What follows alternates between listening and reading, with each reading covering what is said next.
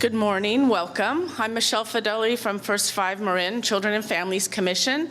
And if you haven't been with us before, this is the Marin Communications Forum. We meet monthly to discuss different public policy issues, to hear from local experts, and to share with each other. I want to especially thank my executive director, Amy Reich, for allowing us to do this. I think for the past 4 years, we've been growing in numbers. Our first gathering was 35 people, and we soon busted out of our office and now onto a much bigger space. And we're very happy you could all join us. We're looking forward to a really great discussion today. And I'll let our guests do their long introduction, but very pleased to welcome from UCSF, Vilma Reyes.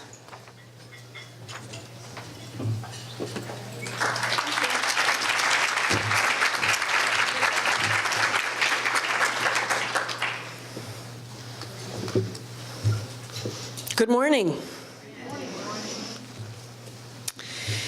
So I'm here to talk about a term that's used very often nowadays, and I want to look a little deeper at what we mean by it. I think in the past few years, especially in the last decade or so, we've had a growing awareness of the impact of trauma across developmental domains, across relationships, across systems and groups of people, agencies, our state, our county, our country, our world. And I want to look a little bit deeper as to what we mean by trauma and all of its impact in all those layers. And then I want to think together about what we mean by really trauma-informed care. And I think I know our schools have moved to trauma-informed schools. Many counties are moving towards trauma-informed care. And that's really important, and that's really a first layer of bringing awareness. And I encourage us all today, and it won't be just from this talk. I want you to go back to your groups, to your systems of care, and think together about, let's look a little deeper about what this means, because it's kind of honestly become a little bit of a cliche word, if you ask me. To be truly trauma-informed requires dismantling systems that have been in place for centuries, that give some people privilege and often communities of care not be seen for all the impact that they have carried on for years and years. Being trauma-informed means not doing things to people or for people, but doing things with people. So I come here today to encourage us all to think about our communities and how we can all come together to, again, grow in awareness in a deeper sense, and then also looking at our systems to truly be more trauma-informed. So when we think about trauma, again, we hear a lot of terms, right? ACEs study, and toxic stress, and trauma, complex trauma, PTSD.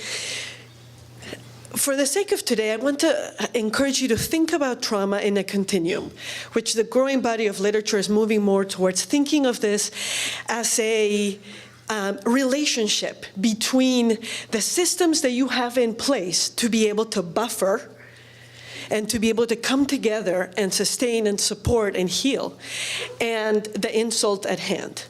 And so the impact of trauma really is a relationship of these two things. What do we have in place to be able to understand, make sense of, find meaning in, really heal and buffer and resilience, and all the stressors that are coming in, historical trauma, oppression, racism.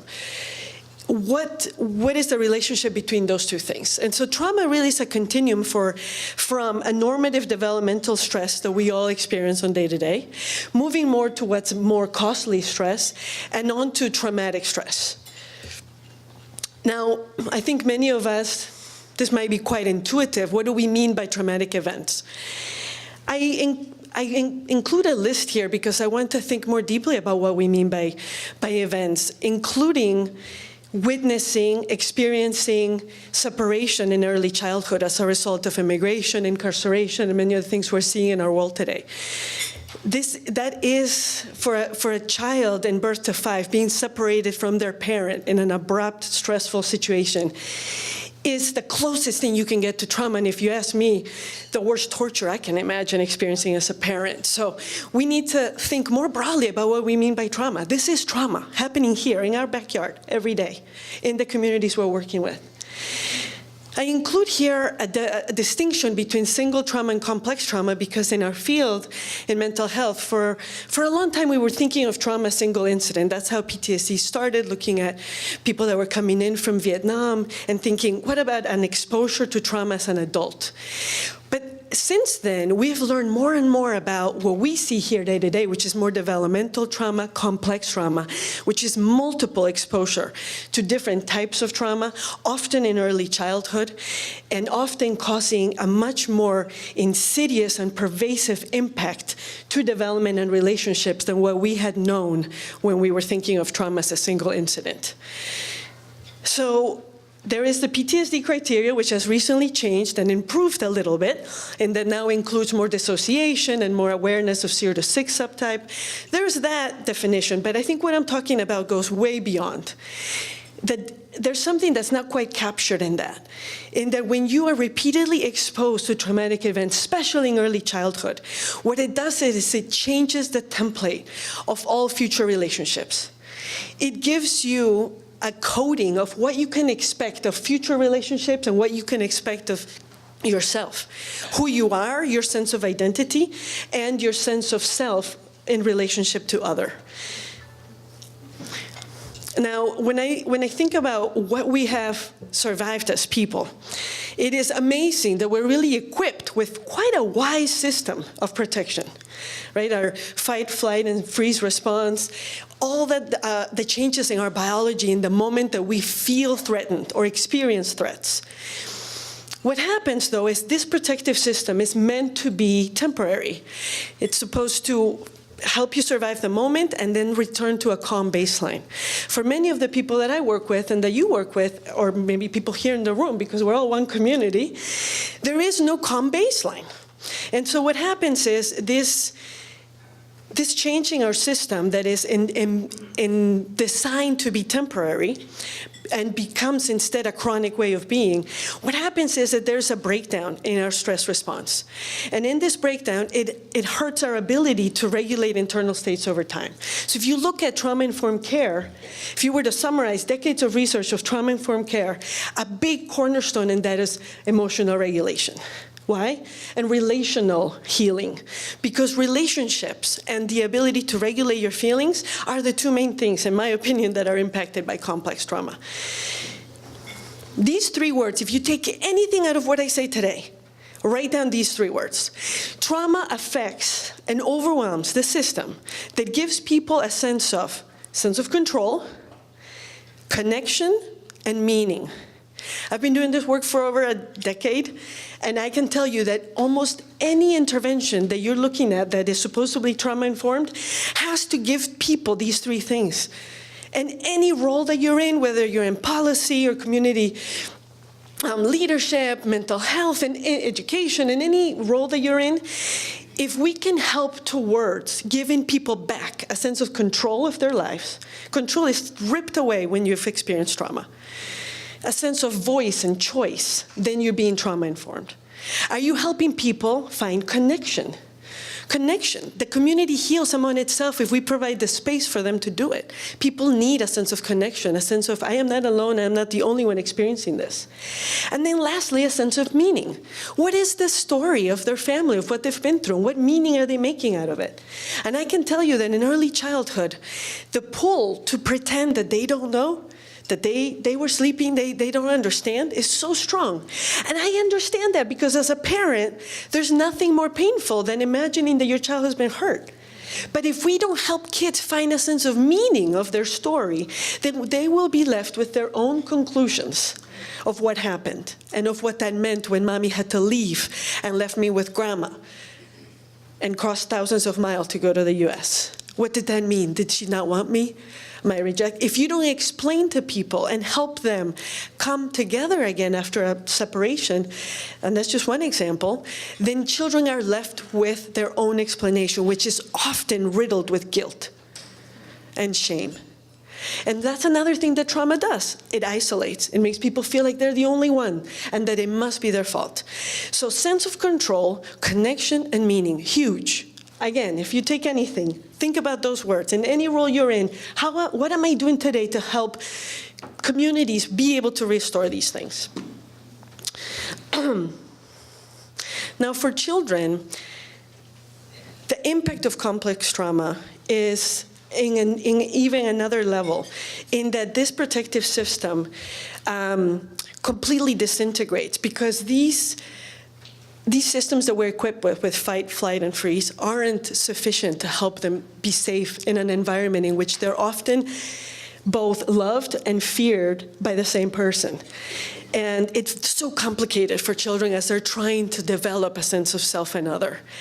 And so what we see is sometimes we see children constantly scanning for warning signs and being really tuned into the adults in their life to see if they're safe or not. What does this look like in schools? What does this look like when a teacher uses a very firm voice and children are reminded by firmness of abuse they've experienced in the past?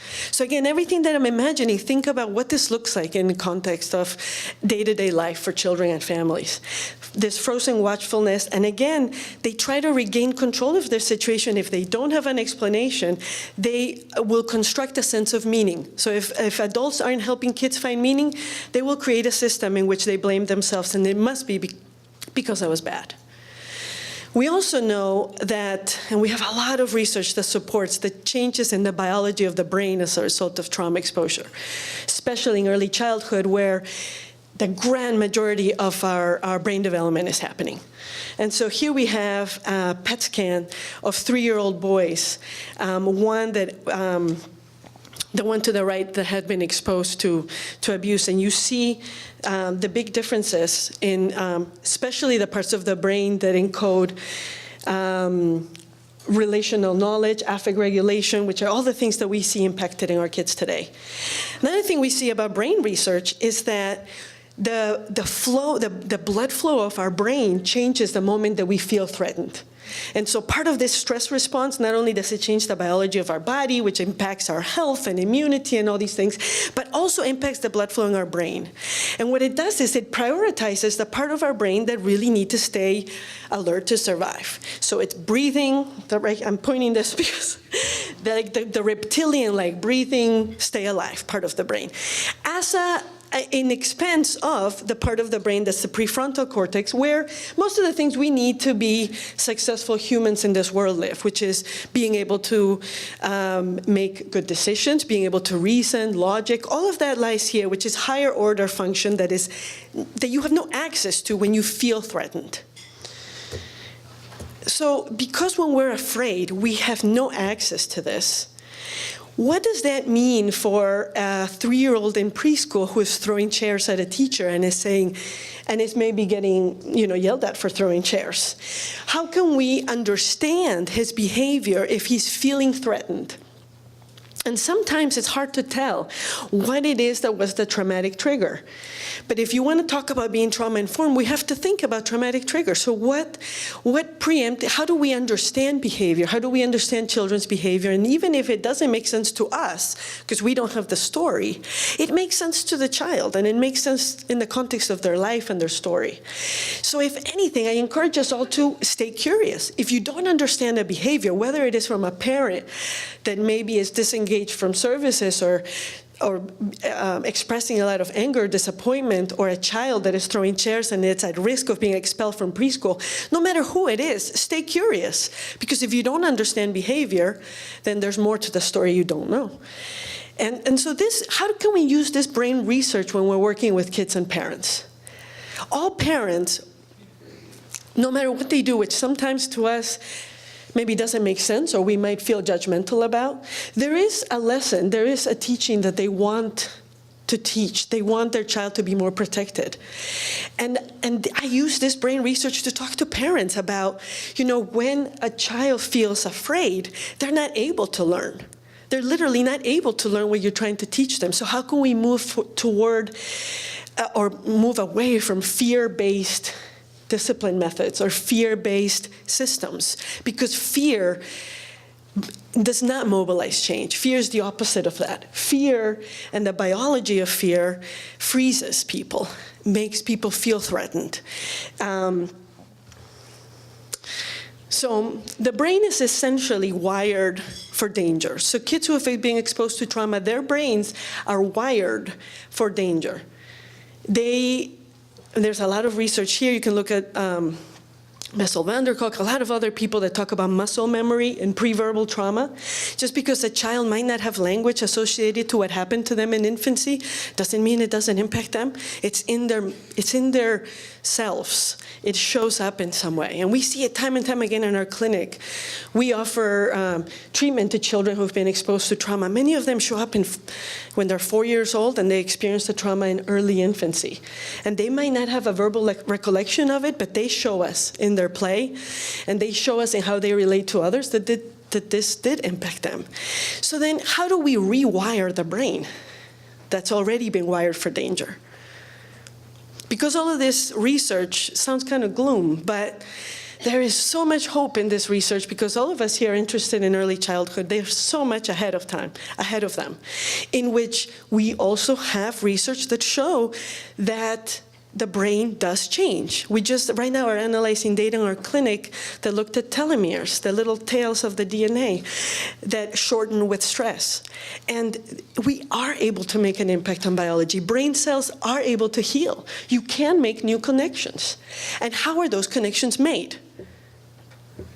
Relationships, connection, sense of control, connection, and meaning.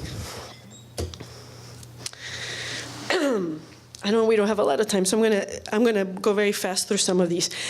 But again, just to highlight the importance of birth to 5, if you're looking at prevention, if you're looking at any programs in the lifespan, birth to 5 is where it's at. It's a unique time in which both types of neuroplasticity is happening in the brain, and it is just so key to be able to intervene as early as we can. We also know that because trauma impacts learning, it obviously impacts how kids show up in preschool and their cognitive development and ability to learn. We also know that, again, communities of care here are impacted more in that African-American boys are expelled from preschool at 3 times the rate as white boys, and Latino boys twice the rate of white boys. This is horrendous. This is preschool.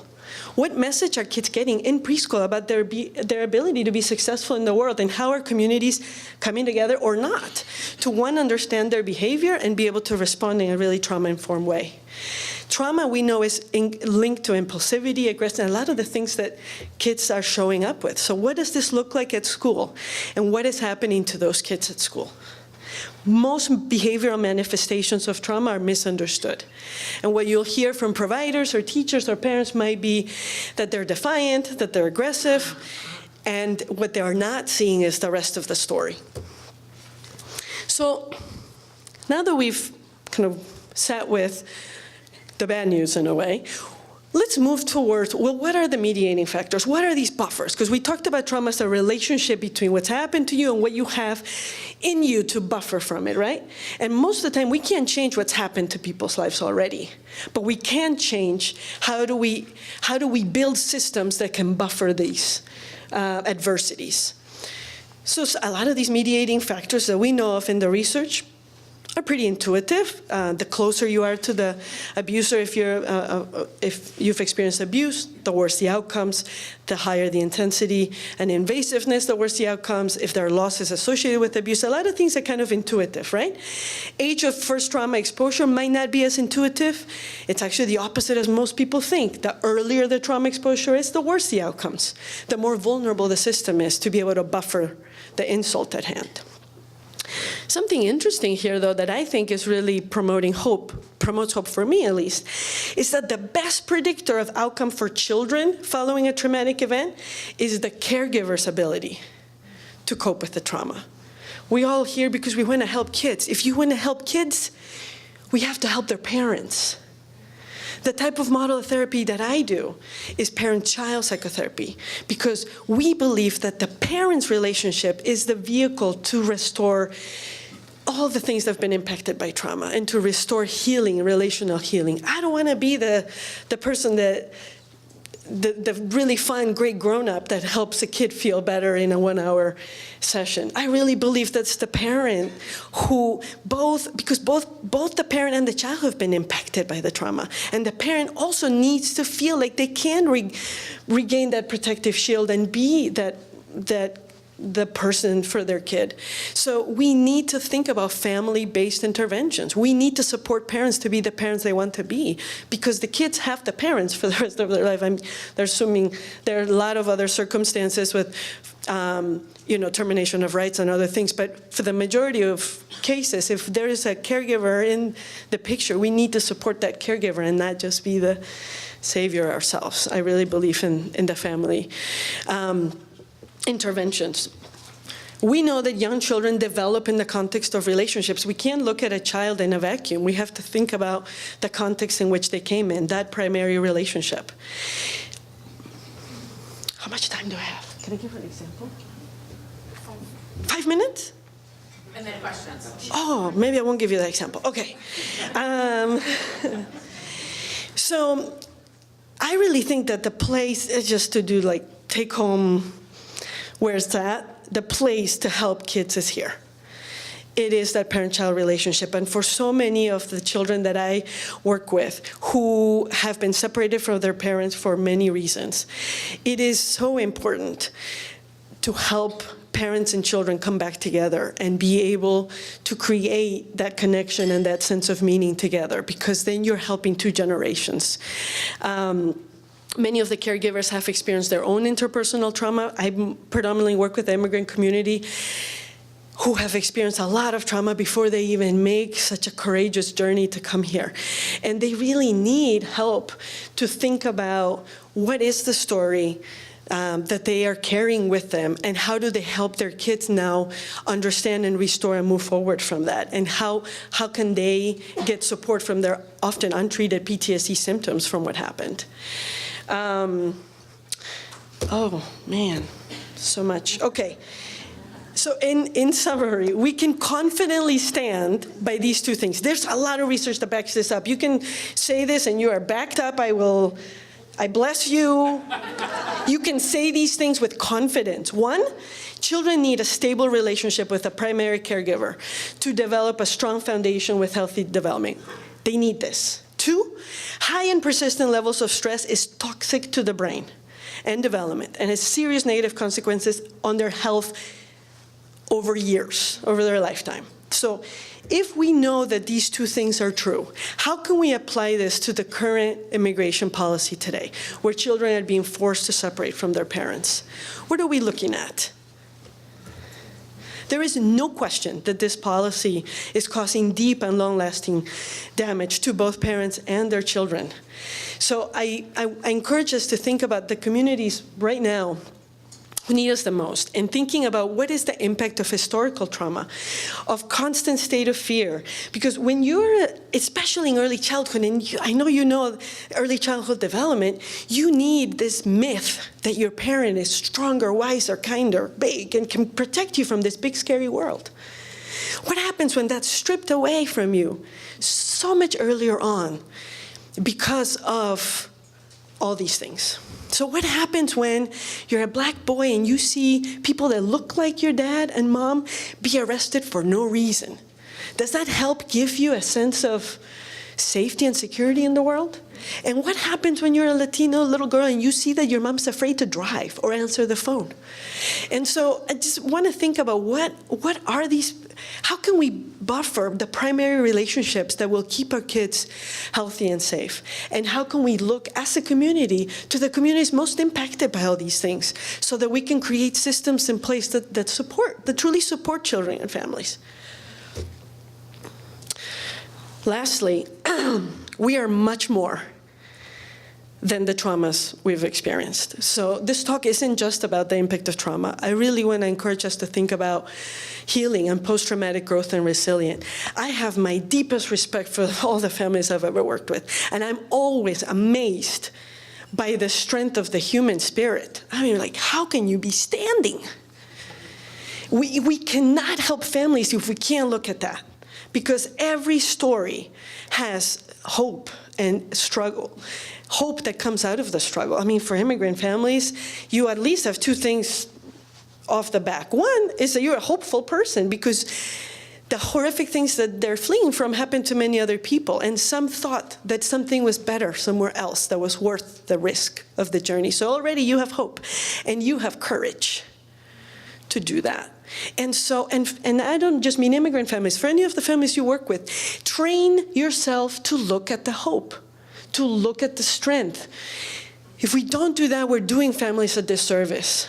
Again, back to family-based interventions. It's not me, it's not the expert that got the degree and that will make the healing. It's the community that will heal if we just create the space for it. If people are seen for who they are, for the strength that they are. I'm really glad you agree with me on that, because I really think we need to look at what we're doing, because I think we often recreate that sense of helplessness and despair. We need to give people the power they already have. Not that we're giving power, we just name the power that's there, the strength that's already there. You train yourself to look for it. I think that's all I can say. We have lots of time. There's more time.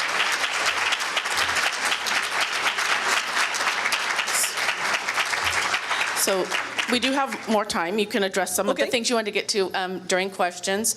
And if you would like to ask something specific, anyone would like to have a question or comment?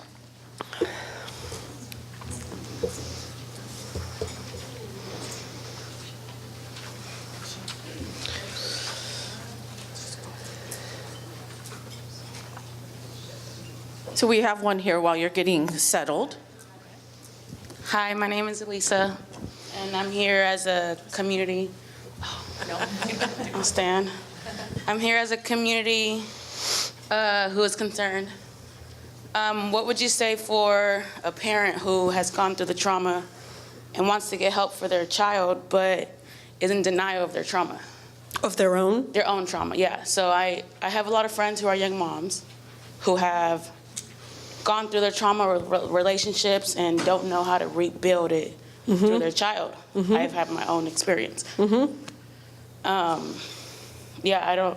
Yeah. So how would you? So, first of all, I respect people's defenses because they know themselves best, and I don't want to.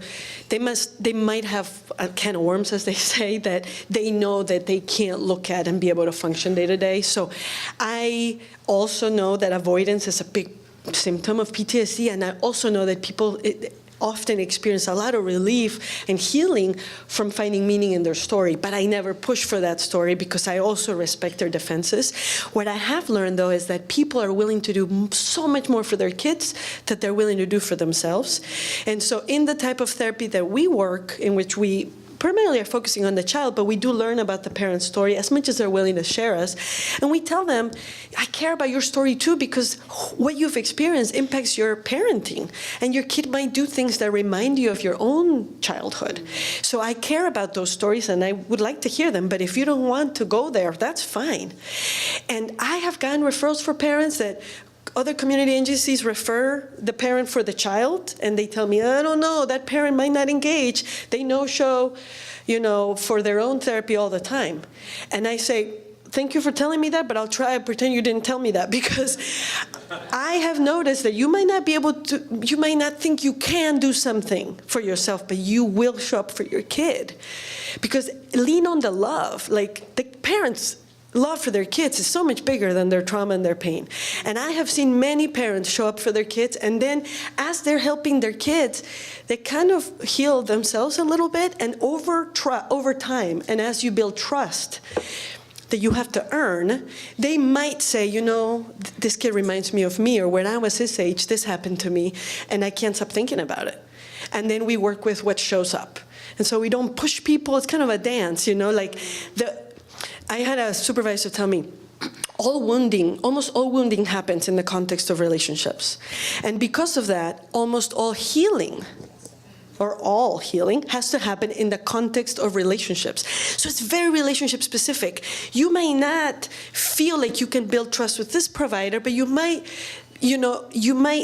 create a dance with some other provider in which you build trust, in which you can share as you're able to, and always expect and believe that people can at their own pace and when they can do it. And I almost always see that, again, leaning on this protection and love, parents sometimes can do things they didn't think they could do. Thank you. I wanted to thank you for an extraordinarily informative presentation. And my question perhaps builds on your answer to the last one. I'm nodding vigorously with the notion that we don't do to, we don't do for, we do with. But in my experience, sometimes even when we well-intentioned do with, we're still kind of defining the starting point for that help. And so sometimes in our work, we move beyond do with to discover with. To know what is that starting point. And I'm just curious, what questions or what you use to really know what's the best starting point for that person, rather than assume, well, it's the service that I've got, or. I've seen that be done differently at different agencies. I think even starting out with, I guess, depending on what relationship you already have with the community as an agency, like even surveys or leadership from the community that are decision makers in the services that are being offered. I worked with this agency, Good Sam, in San Francisco years ago, and they told me, we noticed that the two main things that people come here for are housing and employment. And as undocumented immigrants, we are falling short of what we can offer for these things. And I made the mistake of referring a mom to their employment unit and realized they have nothing to offer to somebody like that. And then we realized, those two things are the things they can get from each other. Because what they need to learn in terms of where they can go for housing and employment is often other people in the community. And so then what they did are big forums, offer food, things for the kids, and people are just welcome and leaving it open. And then they did that regularly, and you just need to do it enough times that really the community starts trusting that that's a go-to place, and magic happened. That's the magic. Back on the first question about someone facing avoidance and maybe realizing they need some assistance.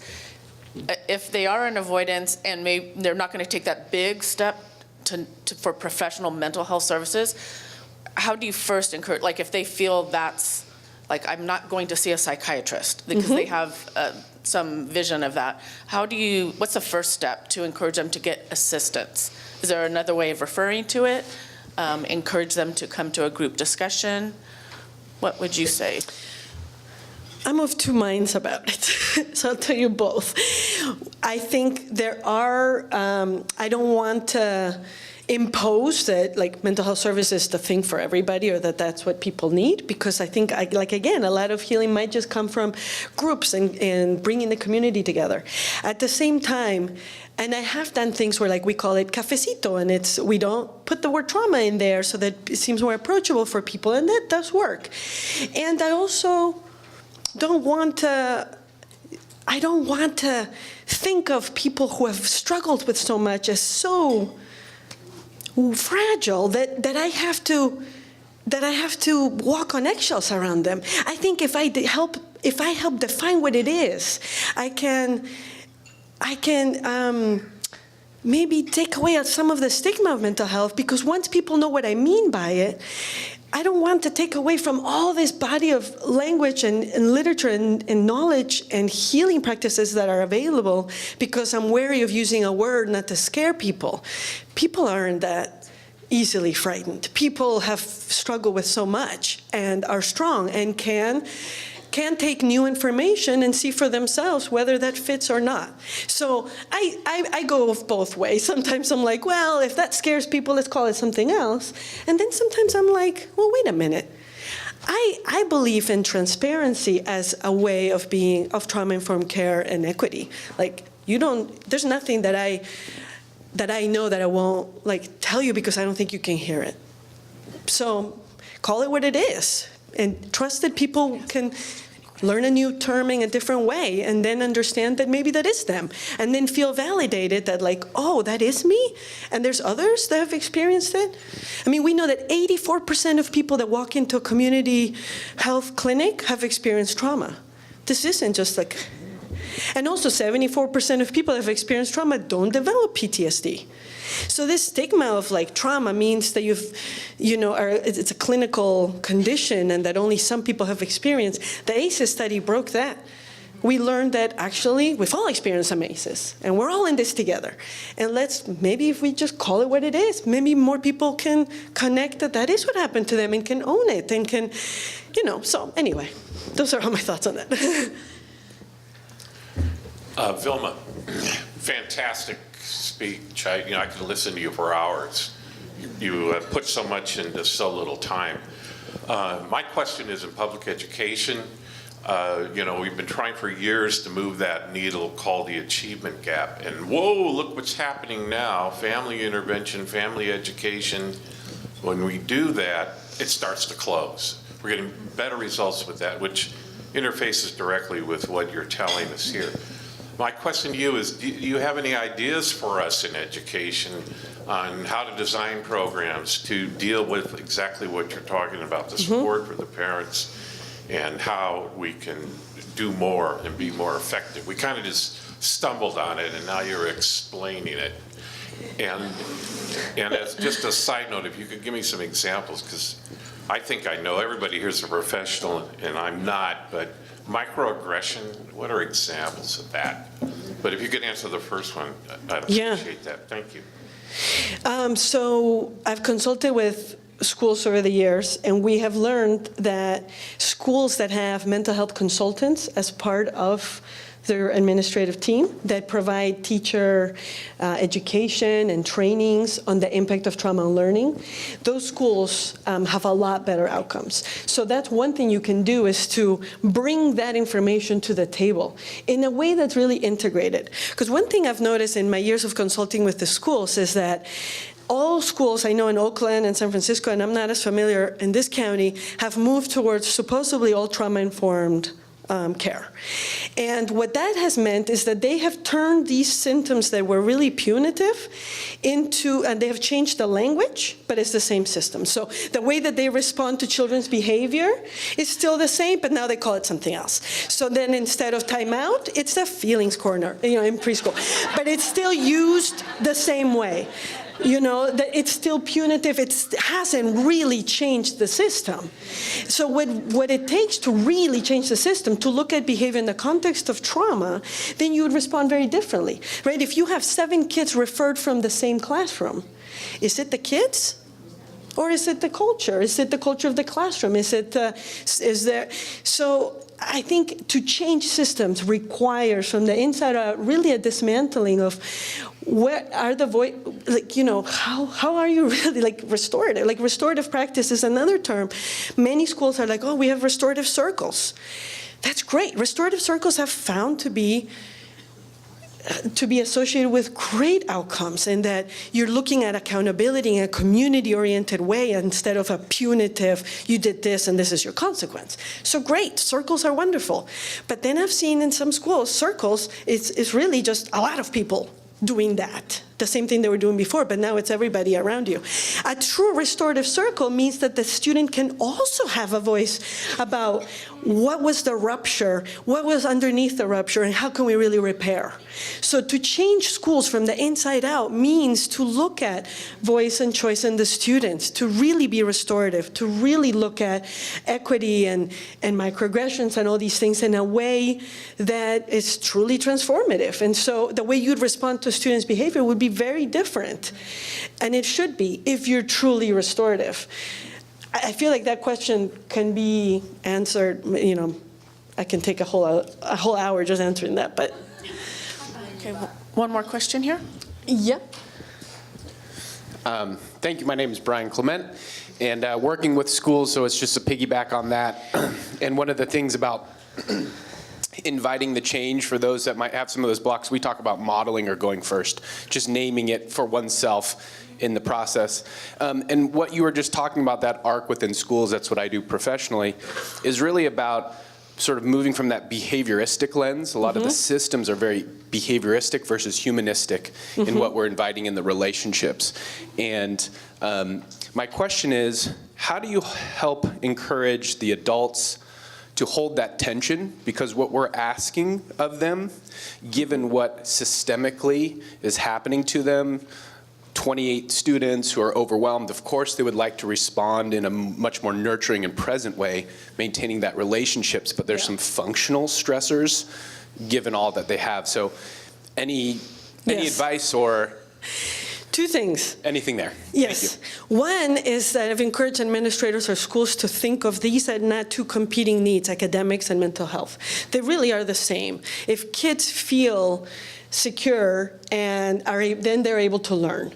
And so these are not, there has to be buy-in from administration so that there's really resources and time and support to do this style of teaching, which, for example, would mean spending a lot more time in affect regulation. We know that, again, brain research, kids can't learn or reflect on their behavior if they are activated and are triggered and have no access to their frontal lobe. So in this example, to give a concrete suggestion, it would mean that you change the classroom culture so that people can take brain breaks, that if a child transgresses on a classroom rule or there's a rupture between peers, that you're first looking at how can we help kids here feel safe and secure and regulate their affect before we say, let's look at your behavior so you can reflect on it. Because what's happening at many schools is kids are given this, if you're in the older years, elementary and upper school, like giving a reflection form, and you still have sent to the office to do it, and many of our kids are not being able to be held in the community of the classroom community, and they're losing even more classroom time because they're sent to the office. So how can we keep kids in? How can we help them regulate their affect within the classroom? And how can we support teachers to be able to do that work? I've been a teacher myself. It's no picnic. It's very hard, especially if you don't have that support and that buy-in. We believe in parallel process. If you're not getting what you need from a higher level, and then even principals are very stressed too and are responding to their own, accountability and the district. So how can they get support so that they can pass that on to the teachers so that the teachers can pass on that to the kids? Because if teachers are stressed and there's 30 overcrowded classrooms and you have all these demands on testing to keep your job, and there's no way that you can help each child navigate their triggers and regulate emotionally. But there are things that you can do classroom-wide that do increase more of a culture of care. Because many teachers say, there's no way, there's 30, there's no way I can hold in mind all their triggers and stories and their plan. But you can create a culture of it's okay when kids need to take a brain break, or we can all move our bodies and regulate so that we can re-engage and learn. And as most possible, trying to keep the kids within that community instead of them being kind of ostracized and missing more academics. Thank you. And Brian, welcome back. Brian is a former First Five commissioner, and we were sorry to lose him to Sonoma County, but glad you can come back around. One last question, and then we're going to move on to our next panel. So describe what it would look like. The classroom one? You mentioned, I think you gave the example of a child who throws a chair across the classroom. Yeah. Okay. Describe in I'll tell practical. you that little example. So I was called in as a consultant to a preschool, and this is a 4-year-old little boy who was at risk of being expelled, who was throwing chairs and hiding under tables and screaming. I happen to know his history, which again is very different than the teacher's perspective, and I happen to only be focusing on him, which is different than the teacher holding the whole classroom. But I'll tell you the small anecdote. So the child, it was time for painting, and so he was asked to sit at the table, and this particular teacher, we all have our own baggage and our own stories, this particular teacher was somewhat frustrated with him already and had used words to describe him as like a terror. And so, mind you, so this teacher, so now look at the relationship between this particular teacher and him and how strained it already was, told him to sit down, it's time for painting. So he's already kind of not in the best place, but he sits down, and then he grabs the red paint, and he starts in almost like a dissociative trance, painting back and forth on red paint. Now, I know that the violence he experienced between his parents involved seeing blood. Teacher does not know that. The child then throws the paintbrush and runs and hides under the table.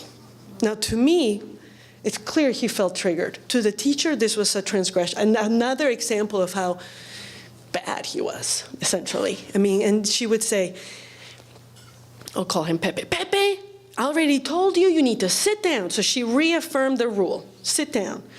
Now that is a further trigger for him. So what does it mean when a little kid is hiding under the table? Is that a fear-based response or is that a defiant response? That depends on, one, this teacher's information on trauma, but also her mental state and how supportive she feels in her system.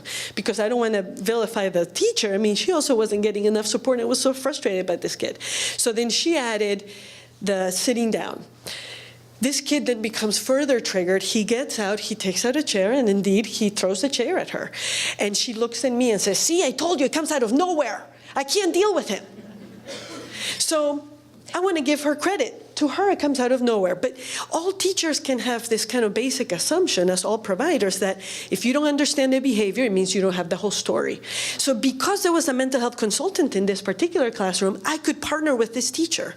And I could say to her, first of all, I see how frustrated you are. This is difficult to do your whole curriculum with a kid that's continuously triggered and acting in ways you don't understand. She needs to hear that first before she can also then hear, I know you don't know why, but this kid felt scared. That doesn't make any sense. There's nothing here to be scared of. The brain doesn't know the difference between real threat and perceived threat. When a kid is triggered, he thinks he's threatened again, all over again. His biology already changed. He doesn't have any access to the frontal lobe. He can't reason with you. He's not doing this to bother you. He can't do it.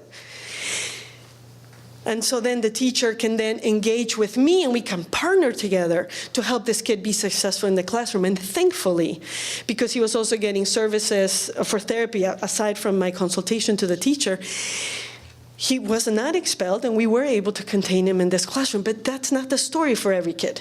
So an example would be increasing support and consultation and training so that people are equipped to do the job in the way that needs to happen for these kids. Thank you so much. And I think Greg is right. We could do this for hours and a whole semester or a whole PhD. But great first start. Thank you so much, Vilma.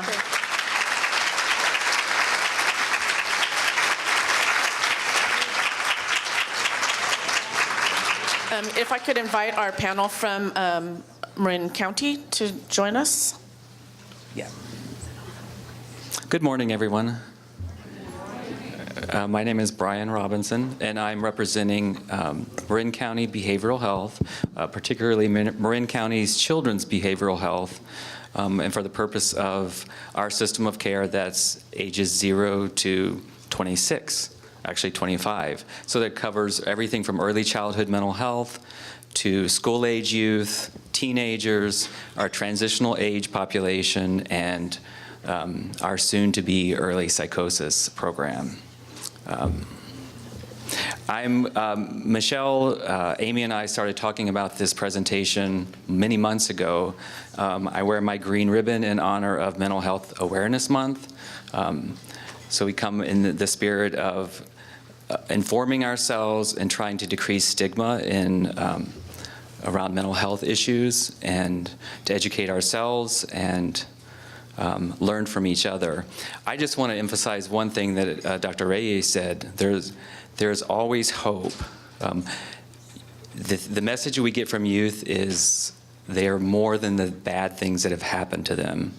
We were just at a training this last week, and one of the youth said, I don't want to be treated like a victim. Regardless of the things that have happened to me, don't treat me like a victim. And I continually think of the messages that we hear from youth, and I think the challenge for us is to build systems that address youth where they're at and meet their needs. And I think a lot of the time the feedback is that the systems don't meet their needs. The services are hard to access. Services don't meet their language needs or their cultural needs. So we're here to talk a little bit about what we're doing in Marin County. Just a little bit of facts. How many are providers in the room? How about representing our agencies? Many of you know this already, Marin's behavioral health, I mean, we work with the Marin County Medi-Cal population, and for Marin County, that's about 68%, for children, that is, from 0 to 18, about 68% are Latinx, so from the Latino community. Our numbers in terms of our client population is pretty similar to that. It's about 60%. So the challenge for us in building a system of care has been to think differently about the staffing that we're hiring, the language needs, the training of our staff, the kinds of interventions that we're thinking about. And just to sort of piggyback on Dr. Reyes, one of the things that we've looked at is the training needs of our staff, and how do we provide the support for parents. So one of the things we've really been focusing on is building up our early childhood mental health and training our staff in child-parent psychotherapy, where the focus is on the dyad and the relationship with the primary caregiver and not just working with the youth in isolation. Obviously, the need is different for youth, and so we've had to train our team how to work with adolescents. And so that may be in motivational interviewing to meet them where they're at and what are their goals and what kinds of things do they feel like they want to change. Or it might mean DBT, helping them with self-regulation skills and how to focus and function when they're upset and angry and feeling like they're about to lose their you-know-what. And then, substance use services and crisis response, all of these things are the things that we are living with and challenged to address every day. And I think for me, the focus is like, how do we build a system of care that's more responsive to our clients? Today, we're talking about toxic stress. I hope we can also focus on resilience. I think the stage has been set for that discussion. We all know the kinds of things that are stressful for youth. The only thing that I would add to the discussion so far is that I think we get when youth are sad or they're anxious. We can kind of see that, and I think it's easier to engage. But for the youth, let's say, who externalize, the ones that get angry, the example of the student who threw the chair in the classroom, I think we're kind of missing it totally on those youth. And I think the systems often respond with discipline. And so the youth are ended up in trouble at school or in trouble with law enforcement, et cetera, et cetera. What if we were able to look at those youth and think of them as stressed, as experiencing toxic stress, and what might it look like to engage them in a different way? So I'm gonna transition now to our panel because I want you to hear from them. I will let each introduce themselves. Each represents kind of a different point in our system, a different age group, a different area of focus. So I'll start with Mark here, and then if you could tell us a little bit about what you do in your role with the county, and then also what kinds of stressful situations are you seeing in the clients that you're working with? Okay. Hi, everyone. My name is Mark Parker. I'm a peer counselor for YFS.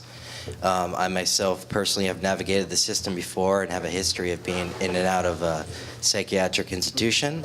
I work with youth to support them on goal planning, and I help them compile these evidence-based plans called Wellness Recovery Action Plans. WRAP lays out an organized way of creating a self-help recovery plan for how you can meet your needs on a day-to-day basis and in times of crisis.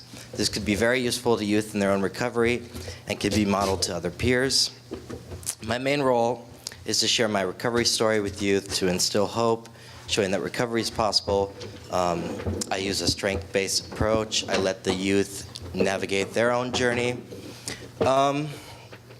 What I see when I see a lot of youth act out, I spoke with youth from Redwood High School, and they said there's a lot of comparing grades.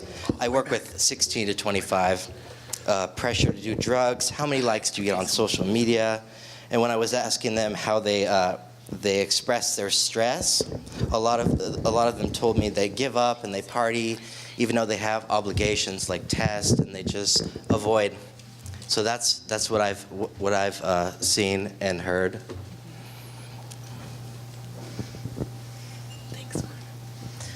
Hi, good morning. My name is Sandra Ramirez Griggs, and I am currently one of 3 unit supervisors for the Youth and Family Services team. But prior to that, up until last year, I spent 10 years as an early childhood educator, a preschool teacher, and then after that, the last 25-something years as a clinician, and the last 20 years as a clinician for Youth and Family Services, predominantly in the school-based programs. I also did the early childhood mental health consultation program that we were so lucky to get with Ethel Siderman's pioneering and pushing for that. We miss her so much. And I guess in working with the population of early childhood, what I was struck when Vilma was speaking was how things have changed. When I first came to the county as an employee, I was based at Bahia Vista School and predominantly working with newcomer children who were children at that time that were in 3rd, 4th, 5th grade coming over to this country from various Latin countries without parents, without family. But what struck me when Vilma was speaking was that 20 years ago, those children had come, but they knew the purpose. They knew why they were here. They had had conversations with their families that sent them here. There was a different way of thinking of why they were here, why they were separated from their parents. I guess that's what I'm trying to say. And now the biggest difference is that they arrive to the country where they come with hope, and instead they're met with separation here, and that they don't understand. And I think that has created a whole different level of toxic stress for the kids. And the way that it's manifesting is multiple. We see it in the families. We see it when they arrive and the little ones are telling the journey. The journey isn't about crossing the Rio Grande anymore. The journey is about, well, we got here after all of these things happened, but then I had to leave my mom and I didn't know where she was. So it's just added another layer that has been very challenging for everyone involved. But the hope that I hold is the fact that at the county, we have hired quite a number of clinicians, myself included, have been trained in the model that Dr. Reyes referred to, child-parent psychotherapy, along with trauma-focused cognitive behavioral therapy. And in those modalities, those 3 main points that were made, community, sense of control, and more importantly, making meaning, are all interwoven in that.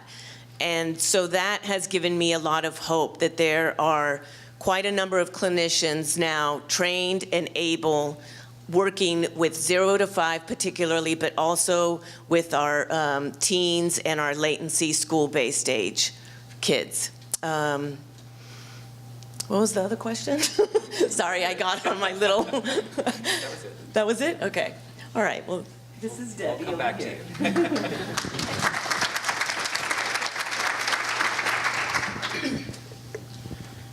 My name is Debbie Domingos-Wiggins. Welcome, everybody. Good morning. I would like to speak to what I do over at Behavioral Health and Recovery Services, Youth and Family Services, 0 to 18, and sometimes our children stay longer. If they've been in the system, we keep them, I think, till 21. I'd like to speak to the family part and how we're connected as clinicians.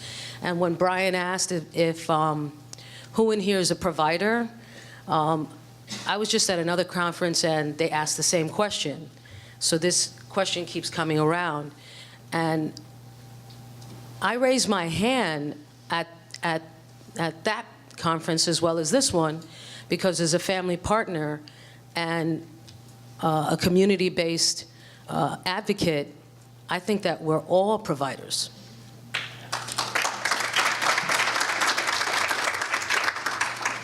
And in relationship to that, I'd like to speak to the team that I'm on, which is Mark as a peer support counselor, Sandra as a clinician, our directors and our supervisors, and then our family-based program, of which Vilma, you spoke of earlier, which is our connection to the parents, the school, and the community. What I'd like to reflect on is how there's a PEO system. There's the person, there's the environment, and there's the occupation. And as people, whether you're the parent or a parent provider, meaning you're the person who goes out and works for your family, there are a lot of stresses. And the children are part of that stress level. And the schools are part of that stress level. So we deal with IEPs, we're on a team, so we go in and we advocate on our own teams. And sometimes we're not looked at very favorably because we speak up for the parents. But it's always with respect, because we're educating not only the parents, we're also educating the clinicians about the parents. And we hold true to our advocacy for those parents. And we hold true to the advocacy for those children. And I think it's a very special situation that as family partners and mentors and peer providers, we are in a unique situation that we get to speak on behalf of our community in relationship to our families. And I can't say it enough that the team that I'm on, we rock. And I mean that with all sincerity. I mean, we may butt heads, but I gotta tell you that we're looking for a resolution for these families. And it's a very dynamic situation. I mean, and that's why I'm glad I'm a part of it. My background is occupational therapy, so I bring that into the mix. And it's a very fluid situation when I'm on a team like this. So I'd like to speak to that.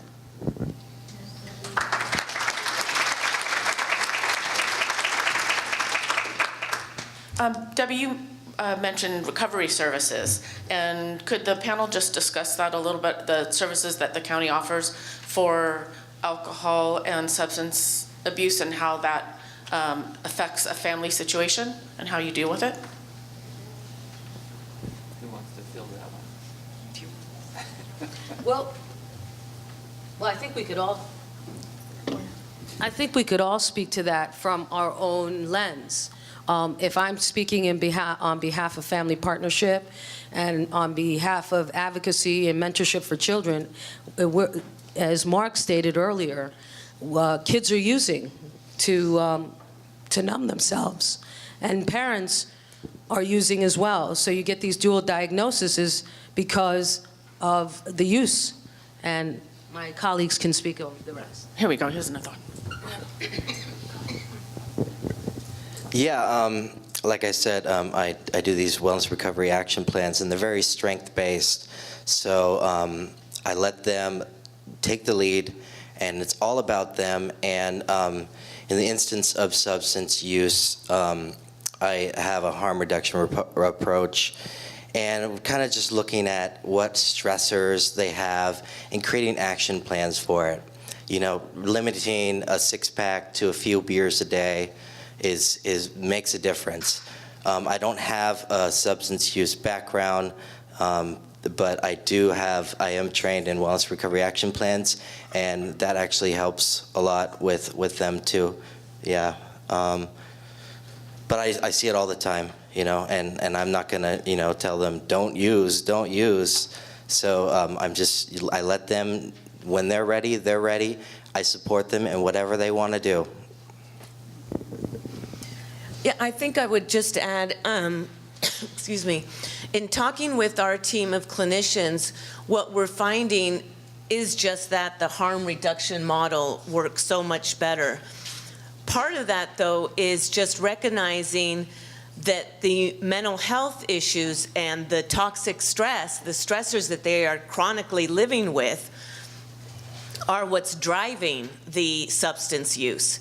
And so to go in and say, or cutting, or self-harm, or any kind of suicidal ideation gestures, to go in as a clinician and say, oh yeah, you know, that's really worrying everybody. You know, the school, the teachers are all concerned. They send you to the office when you're cutting, so you really need to knock it off. That kind of goes in one ear and out the other, because it's not about stopping that behavior. It's about talking about what's driving the behavior and hitting that issue, so that they can eventually find alternatives to get the secureness, the in this case, the numbness, but finding alternatives to that issue and to those feelings that come up when they are triggered in the middle of class or in the middle of a sports event. So I guess the short answer, and Brian probably has more to say about this, is that we partner with other organizations and agencies to wrap around our clients so that all their needs can get addressed, whether that is with a residential program, if it's that severe, or if it's with doing family work and getting involved with AA, whatever it takes. Our clinicians, our family partners, Mark as a peer counselor, work together to identify the needs of each client individually and make the right decisions in terms of what's going to work for them. In terms of stressors that allow people to use, such as students and even family members, what we try to do in family partnership is make them aware that the issue doesn't have to be it doesn't have to be all-encompassing. And so we try to find them distractions. If it's a student, we try to, with wraparound, as Sandra just mentioned, we try to find them outlets for their energy. It could be something as someone wanting to do pottery, has been wanting to do that, wanting to do acting, or wanting to do karate or aikido. We try to find them something to engage them physically so they're not bored, and also so that they have somewhere to put their energy. Great, thank you. Are there any questions for the panel from the county? One in the way back.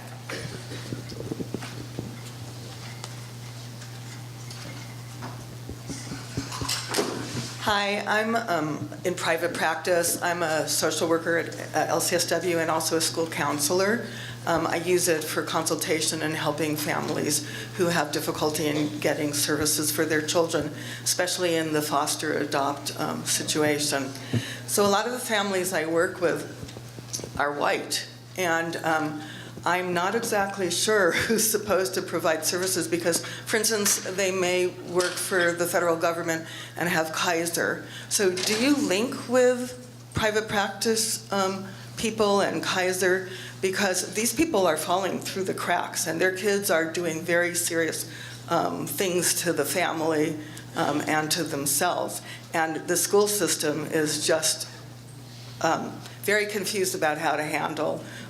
They seem not to know what the services are in Marin County. And actually, I'm glad I'm here because I don't know what the services are myself. I'm very glad to hear that there's an occupational therapist on board. That's so important. And I'm glad to hear that everybody is trying to help raise these families. But there are also families who aren't on welfare or other kinds of services, and they're citizens, and they're just not getting serviced at all. Yeah, a couple of thoughts there. In your handout, there's sort of a summary of the services that we provide, as well as a single point of access, which is our Marin County Access Line. So you can always refer folks there to follow up for services. That's helpful feedback to hear, and something. It could be a long time until we get a response from somebody. Yeah. And then it's like the hours are limited, and so they may only work in the evening. I can't remember how it goes, but I know that there's limited hours. Right. Families are trying to work, trying to support these kids. They don't even know right away that there's such mental illness in these children. That's one of the challenges, is building a responsive system of care and trying to decrease those barriers so that families can access services more easily. And I think the thing that I'm struck with all the time is that we constantly need to do better. And if we had double the resources, we would still be under-resourced. I mean, that's the challenge here. And I think the schools feel that. Our partner agencies feel that. We are striving to coordinate better with schools and our partner agencies. Our mandate is the Medi-Cal community and low-income uninsured. I absolutely agree with you.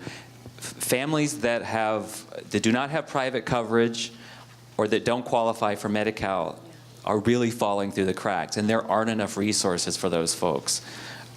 There are no simple answers to that. It is an area it's an area we are aware of, but I don't have, a simple answer in terms of like where to access services. Some of our partner agencies have low income or sliding scale fee services. Typically not enough. They don't necessarily have language capacity always. We do work very closely with our child welfare system in working with youth in the foster care system. Maybe you should develop a task force for the because these are the kids that are committing suicide. Yeah, and we're heavily involved with the schools in both doing prevention and early intervention around suicide. We're also doing a lot of intensive suicide and safety planning with our client population, and we've partnered with the schools and our larger community providers around what to do following a suicide in the schools. Maybe there's a theory. Sure, okay. Reality. I'm really dealing with a case right now at Redwood, and we don't even know where to put these kids. I'm not from Redwood, but I am a school counselor. Anyway, thank you. Thank I'd you. love to be part of the task force. Thanks. We have another question here. Hi, Tracy Hessel. I'm a pediatrician at the Marin Community Clinics, and I first wanted to thank you all for the service you provide, and you're right. You guys rock. The RAP services, when our children get to participate or our families get to participate, are transformative. We're really grateful for that. Where we struggle is all those kids that have experienced trauma and we feel could really benefit from family work, but don't really have the behaviors or the manifestations that qualify them as moderate to severe, with the Medi-Cal reimbursement system really focused on the child and often uninsured parents. And I'm wondering if you have any thoughts about resources for that. You got the mic. Well, as Brian referred, the access line is the first point of contact. And yes, things have gotten a little convoluted with the mild, moderate, severe, high, moderate. But there are community agencies and Beacon that will help the families that don't qualify for our services. And in my experience, my opinion is that it's a bit subjective in terms of whether or not that particular clinician or that particular agency believes in the importance of the family piece. I think some offer it more frequently than others. For our services, the family piece is huge, it's key, and that drives a lot of the services. The other thing I could suggest, other than the access line, which actually, when it's working and available, it does work nicely because they do send and triage and will send the family to the most appropriate place within their community. And the schools are actually a very good resource as well. I know that there are some schools that still don't have a mental health person on site every day, but what I'm seeing is that so many districts are pulling together teams of people that can be available for resource and for intervention in any crisis situation as well. I will also speak to the family partnership part. We actually do have a couple of meetings a week, and they're for all the community, regardless of income. We have 2 family partners who do one, and we have Dr. Marisol, who also does another one, and she also does a radio program. Come to the meetings, because the meetings are a starting point for getting some information, and that may catapult you into a direction. So reach out to us for that. Great, thank you. Another question here?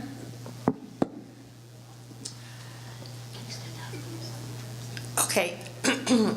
My question is related to parents who are doing everything that they can to help their child that is going through a very difficult time because of trauma. And they go to the school to ask for help, and the administrator have no idea, or they don't know what to do and how to help this family. The parents also go to the school district to ask for help, and they don't get the help that they are looking for. So here we have those parents desperate for getting help for their child, and they are not getting it. Where can they go to get the help that they need?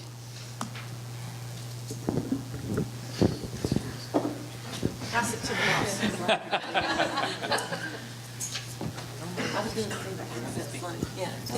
Yeah. I think we really want to highlight the access line, because what we've seen since that has been up and running, and I'm not going to pretend that there's no issues with it, we realize that, but it has helped a lot of families with that particular struggle, because it's one phone number, they have drop-in times, I think it's 2 days out of the week, they make appointments, and I believe the number's in the packet, right? Yeah. So I would highlight that. I would say that is the #1 resource. But there are a lot of schools, especially in the San Rafael City School District, that have adopted family centers, and they've been there for years. Those advocates and family liaisons are all really well versed in the resources in the community with mental health, with public health, with food pantry, et cetera, et cetera. So I would start with that. If the school has, if any of the schools in that particular district would have a family center or a type of family advocate or family liaison. They're there. There's community liaisons in There's community liaisons in almost every school now. So check in with them, and they may be a very good resource for the parent to begin with. And once again, please show up to 3230 on Thursday nights. You will get there'll be family partners there. Great. 2 short questions before we move on. I just have a question in regards to the RAP services that you are referring to. Just how long has Marin County been using RAP services, and how are you measuring the long-term success rate of these services? Because oftentimes we see people that are engaged in services and they do better for the time being, but upon termination of services, they likely revert to the same behaviors and falling through the cracks yet again. So how are we ensuring that these systems are working? Are you referring specifically to Mark's RAP, the, what's it? Wellness Recovery Action Program. The Wellness Recovery Action Program, or the RAP as in the child family teams that I mentioned? Maybe both. Okay. How are the systems that we as a county have in place impacting the long-term well-being of the people that are utilizing them. Okay, do you want to talk first? Yeah, well, RAP is an individualized plan. It's ongoing. The youth I work with, I support them after, if they have any questions. It's evidence-based. It's only been around in Marin with a certified RAP facilitator since 2016. But there's no endpoint to RAP. It's a living document, and people can always add to their RAP. There's a RAP app. I'm happy to talk to you more about RAP. It's great. It's great. It's good to get the youth, talking about recovery and making these plans, and even they can achieve their goals with RAP. So it's great. So, but wrap around services, I'm not really familiar with that. So what we've seen with the RAP services, and Debbie can also speak to this, is that the teams are, first of all, formed by the family. They drive it. They identify who they want on their team. They, in working with the team, they identify the mission statement, what the goals are going to be. It is very family driven. And it could be, in terms of the length of the service, it could be a year, it could be 2 years. It's really about achieving those goals that were identified, stabilization for the family, so that the family feels held. Part of the RAP mindset is that the family identifies with time who in their own community, in their own family, can be on their team. Because as you know, the providers will eventually go away, but then they're left with a model and a way of tackling issues and the support in their own household or in their own community. In terms of how we measure success or how we measure how the family has done, it's really about just seeing when the team is no longer needed. And it's really an aha moment when we find ourselves in the meeting room going, well, we achieved that, you achieved that, you've done this, so what's next? And the families are incredibly astonished at everything they've been able to accomplish. And I say they because they're the ones doing the work. We offer support and guidance as needed, but it's really family driven, and they're the ones that do all the hard lifting. But has those services been around long enough for you to determine 2 years down the line? Or How they're 2 years doing? down the line after disengaging from services? Yes, the services have been around, over a decade. And so just because let's say the CFT, the RAP team, acknowledges that they've reached the goals, it doesn't mean necessarily that the case gets closed. Perhaps the child still needs services, so we're still following them. And 1, 2 years down the road, 3 years down the road, the families are still doing very well with the coping strategies that they learned. Was your question answered? Well, we'll have time for more questions. I think we need to move on so that we can make sure we get to all of our speakers. But thanks, all of you, for joining us. We really appreciate it.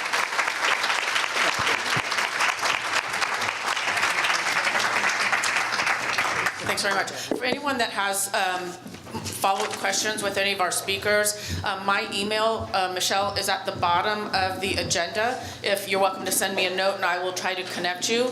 Also, if you would like the PowerPoint from our first speaker, I'll make sure to get that to you. Just send me a quick email.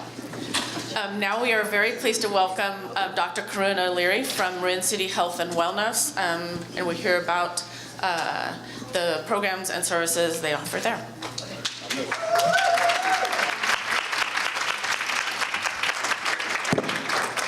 you guys.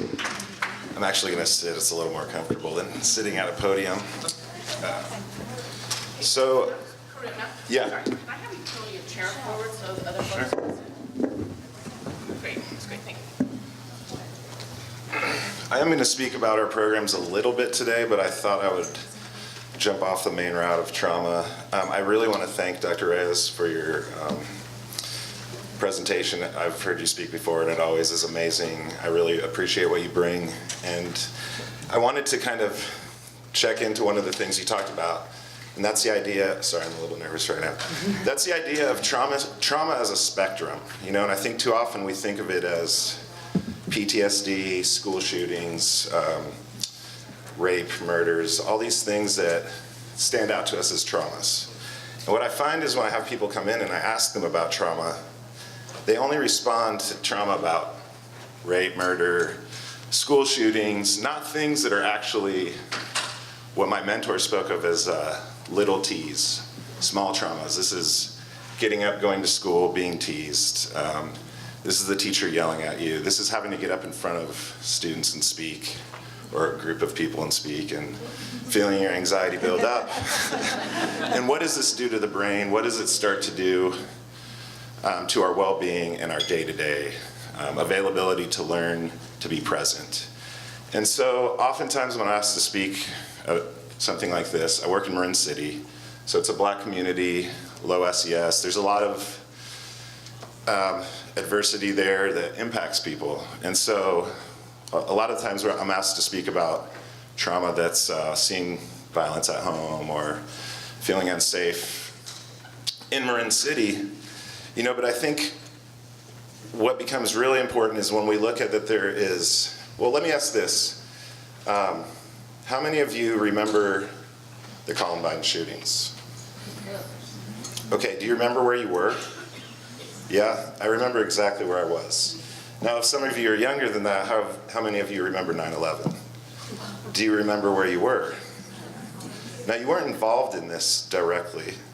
You weren't probably threatened. Most of you probably weren't in New York City near the towers or in Columbine when it happened. Yet, it sticks in your memory 20 years later. It sticks in your memory 15 years later, 18 years later, whatever the event is, because we're biological beings and we want to keep ourselves safe. When something like this happens that's overwhelming, that we can't quite bring to a place that makes sense, it imprints on our brain.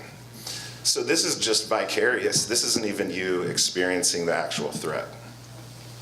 This is what our kids go through on a daily basis. Not even vicarious. It's just things that we don't look at as trauma, things that, well, yeah, it bothered me and I have an imprint of 9/11 or of Columbine and I worry about my kids or other people's kids, but I don't have a direct relation to that threat. But what it does is it starts to create a sense of not being safe. It starts to create a sense that my kids aren't safe going to school, that your kids aren't safe going to school. So now you have a slight level of anxiety that starts to permeate a culture, that starts to permeate school systems. So we're talking about trauma and the kid that saw murder or the kid that saw their parents violently fighting.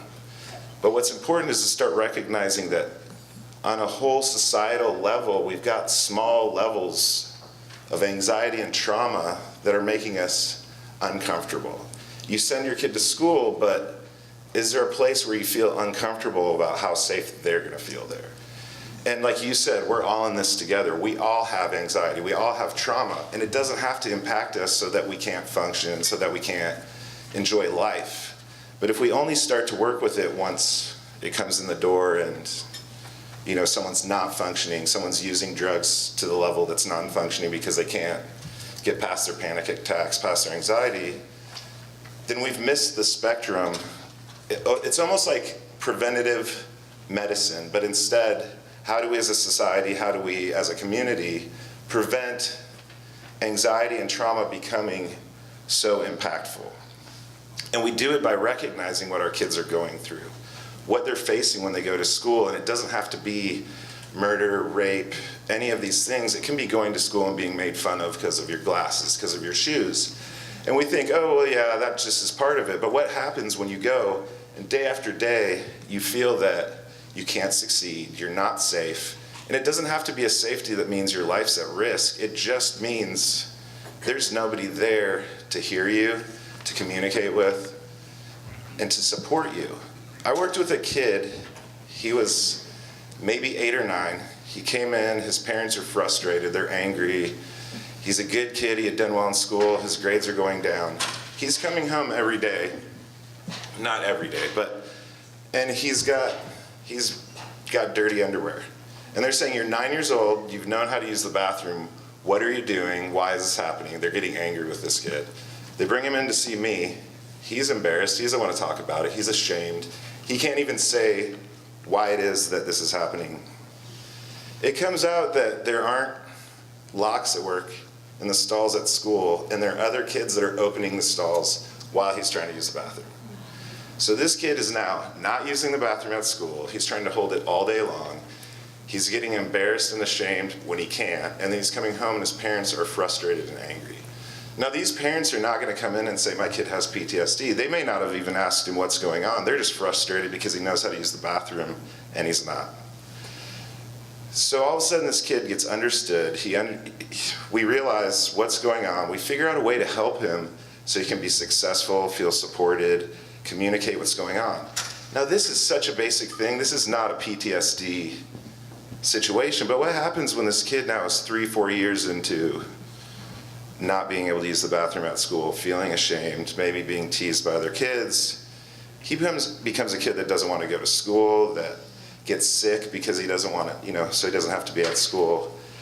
So we need to start recognizing not just traumas and looking at these kids that are seeing violence, being engaged in violence, but kids that are scared to be at school because of social media, because they didn't get enough likes, because they got made fun of. Kids that are just worried because they might have never seen a gun, but you see it all over the news that school shootings can happen.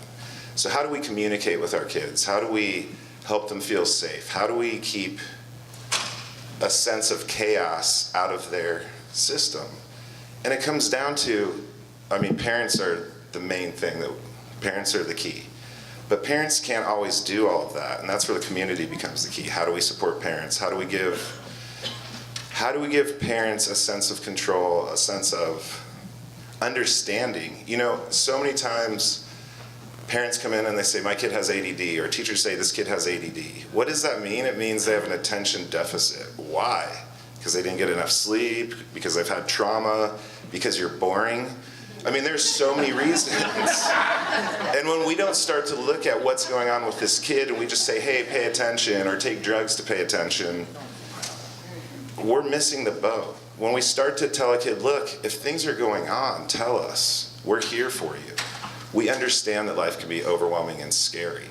When we start only looking for kids that have been murdered and kidnapped, we're missing the boat on how we help each other. We're missing the boat on our own place where we have anxiety, where it doesn't even have to be trauma. It's just places where I can't speak my truth, where I can't stand up for something because that anxiety comes in and it disrupts everything. When we start to realize that we're all in that, and we start to communicate, and we're able to hold that space for each other, it brings the level of anxiety down for everybody because we all feel safer. The reality is now that schools aren't necessarily safe, but we can bind together, communicate, create ways so that we get a sense that we're a lot safer than we are if no one's communicating and no one's sharing this. So what do we do about these things? In Marin City, at the Marin City Health and Wellness Center, we do deal with severe trauma and anxiety, and there are things like EMDR, craniosacral therapies. There are a lot of things that can work on a biological level that can help relax things.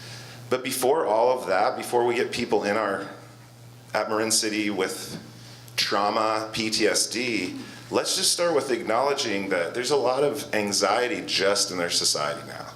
Let's create our communities that allow parents to speak. Let's give kids success. In Marin City right now, we have different programs that allow kids to feel successful. We got the Defenders program.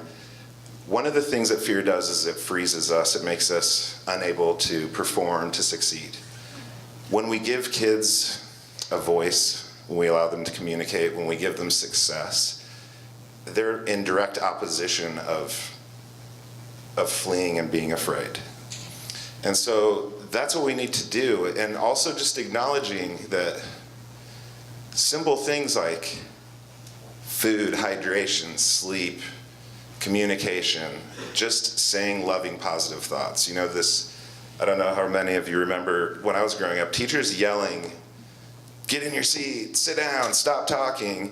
It's chaotic, it's overwhelming. You know, when we start to understand kids, when we realize that you're out of your seat because you feel chaotic and you feel misunderstood, we ask them to sit down, or we ask if they want to sit in the emotional corner and emote for a while. It feels a lot better than going in the corner with a dunce cap, or, you know, being made to feel that you're bad and that you're just not doing something right.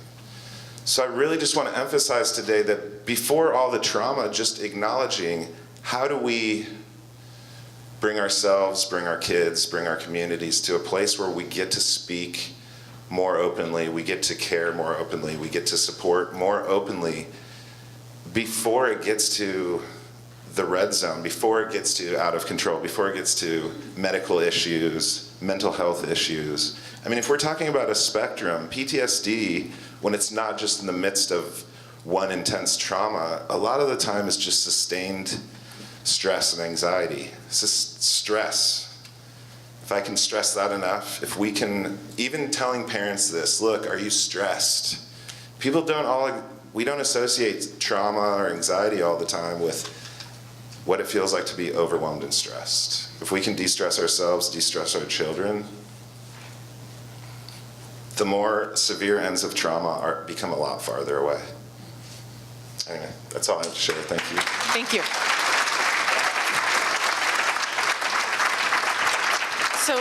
So rather than take questions right now, I do want to invite, we have a teen panel here, and I want to invite them up. If you'd like to continue to participate in the questions and comments, please do. But if our students from Marin City Academy Health and Wellness would like to join us, please. Good morning, everyone. Good morning. Thank you, much better. My name is Jared Lloyd. I am the director of the Defenders Youth Program and a volunteer at the Marin City Academy of Health and Wellness High School. And I'm going to pass the mic to my left so you can introduce yourself. Good morning. Good morning. My name is Kwayama. I'm in 12th grade. I'm 17 years old. And of course, I go to Marin City High School. Yes. Welcome. Good morning. My name is Tyrell. I am 18 years old, and I go to Marin City High School. Welcome, Tyrell. Hi, my name is Stephanie. I'm 17, and obviously I go to Marin City High School. Welcome. Thanks for being here. And before we begin, I would like to do a little icebreaker to help ease the nervousness and the anxiety. So could I have everyone in the room raise their left hand? Yeah, you too. Does everyone have their hand up? If you don't have your hand up, say aye. Okay, you can put your left hand down. All right, so now if you can, repeat after me, silk 3 times. Silk, silk, silk. Can you spell silk? S-I-L-K. Spell it one more time. S-I-L-K. Now this final time that you spell it, I need you to spell it with a little more energy. S-I-L-K. What do cows drink? Milk. Okay, so cows actually don't drink milk, and no, they don't. They make milk. Okay. Thank you for your cooperation. I want to give honor and thanks to those who have presented before us, and if we can give them a round of applause. Thank you.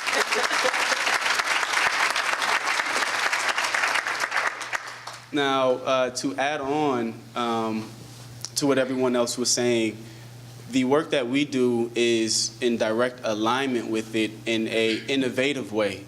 We don't believe that the system is broken.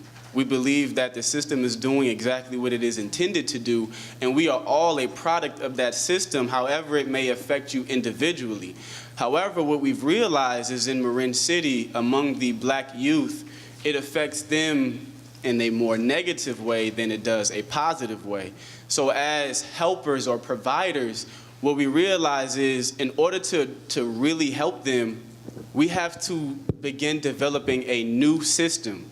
And in order for that to happen, we have to detach ourselves from the thinking or the process of the old system. So one way that we do that is similar to the exercise that we just did. What that does is show that thoughts can be manipulated. Just because you spell a word and you say a word, it can be tied to what you think an answer to a question would be. However, that is not the real answer. So our school focuses on dealing with trauma and stress in a different way, where we create a space where they are safe and their teachers not only look like them, but they care about them because they understand what they've gone through. How do they understand what they've gone through? They take the time to ask. Not once a week or once a month or even when situations happen. This is done on a consistent basis. And our students have the freedom to express themselves in a way where if they need help, they can get help. If they have issues going on in the middle of the night, they can feel free to give us a call, and hopefully we're awake. And if we're not, then we'll see the text message and call them back as soon as we can and help them get through what it is that they're going through. But it's creating more of a family environment. And although our school is small, it feels like we're all family. It feels like we're all bonding. And what I wanted to do was do it a little differently. Instead of just having them talk, I wanted to do an interview. And before I even do that, I want to ask their permission if it's okay with you that I do an interview. Do you mind if I interview you? Nah. Okay.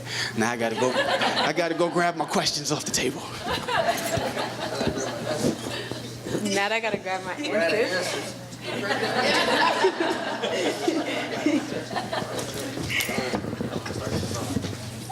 So one thing that we do is called the hot seat. And the hot seat is an idea that I got from attending youth court with Don Carney.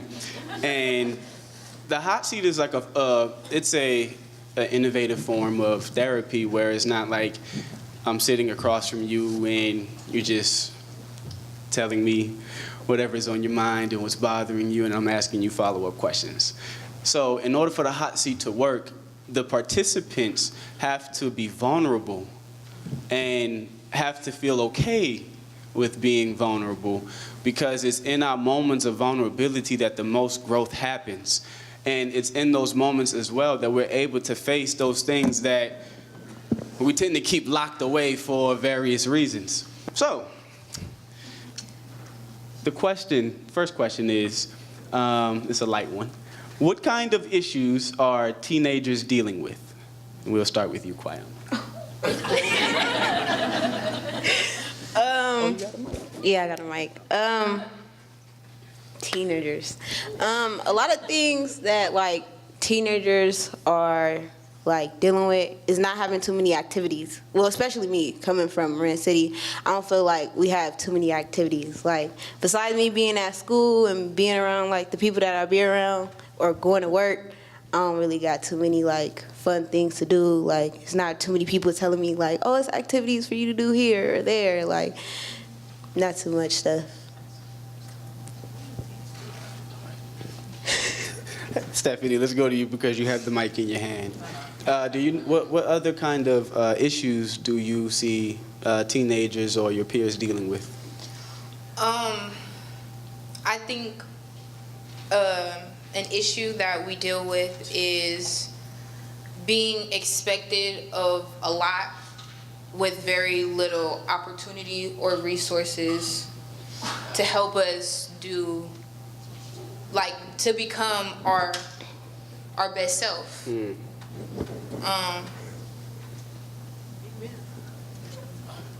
Mr. Tyrell, you can go ahead and grab the mic. Oh, you got to come. Thank you, sir. It's boring. I don't know. It's boring? Yes, it is boring in Marin County. Like, there's nothing to do for teenagers. Thank you for your honesty. So next question is, what are some of the things that stresses you out? I know the list could be long, but just if you could give us a few of them, a few of the things that stress you out. Tyrell, we're gonna start with you.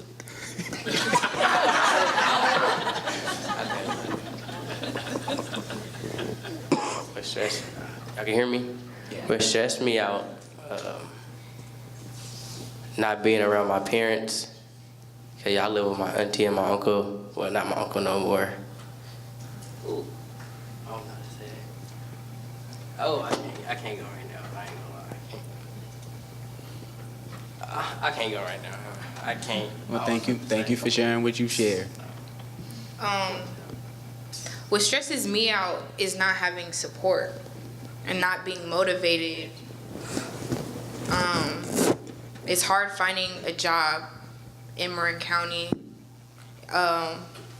It's hard, like, going to interviews and not being immediately judged because of my hair or like how I would dress or anything. Yeah, it's just stressful. Everything's so expensive in Marin County. Not having a job is not fun because you can't do anything. You just stay home, hang out with your friends, broke, no money. Like, it's just, and then we're at an age now where we can't get money. I mean, some people can still get money from their parents, but we all don't have it like that. Or not all of our parents have money to give. Yeah. Thank you. Ms. Kwayama. My turn, huh? I see. Stress. What stresses me out? Well, what stresses me out mostly for me is my teenage years right now. Just life for me right now is stressful. You know, I don't live with my parents, so like a lot of stuff that I do is for myself. You know, it's kind of hard, like still trying to motivate myself to like go to school, go to work, and you know, try to be a teenager at the same time. Cause I don't know, I don't know the feeling of being a real teenager, to be honest with everybody. Like, that's stressful to me. Like, I don't know, I see a lot of like people my age doing the things that they be doing. I'm like, dang, I wish I could be one of them kids, but now I gotta get to work today. I gotta, you know, go get some money. That's just the most stress, like not being able to be a real teenager. Like, not being able to, you know, have fun, like do what I really wanna do in my life. Like, you know, that's it. What is the most difficult challenge that you faced? And did you get through it? If so, how? Yeah. Dang, this sucks. Well, I gotta first. Biggest challenge that I faced was moving and living on my own. Like, not living on my own, but living on my own. Like, not having my parents as much. Like, you know, like when you don't have your parents, a lot affects you. Like, you have to grow up like that. Like, you know? So one of my biggest challenges was not having my parents, or like really not having my dad. So like, you know, father figure, somebody to teach me, like, you know, how to do certain things. Like, I had my mom to a certain extent, and I appreciate everything she has done for me to this day. But you know, like, certain stuff that you still need to receive at the age that I'm at right now, because I'm only 17. I just turned 17 in April. So like, you know, I'm still a baby. You know, and yeah, just like not having your parents around for real for me is like one of the biggest challenges. Have I overcame my challenges?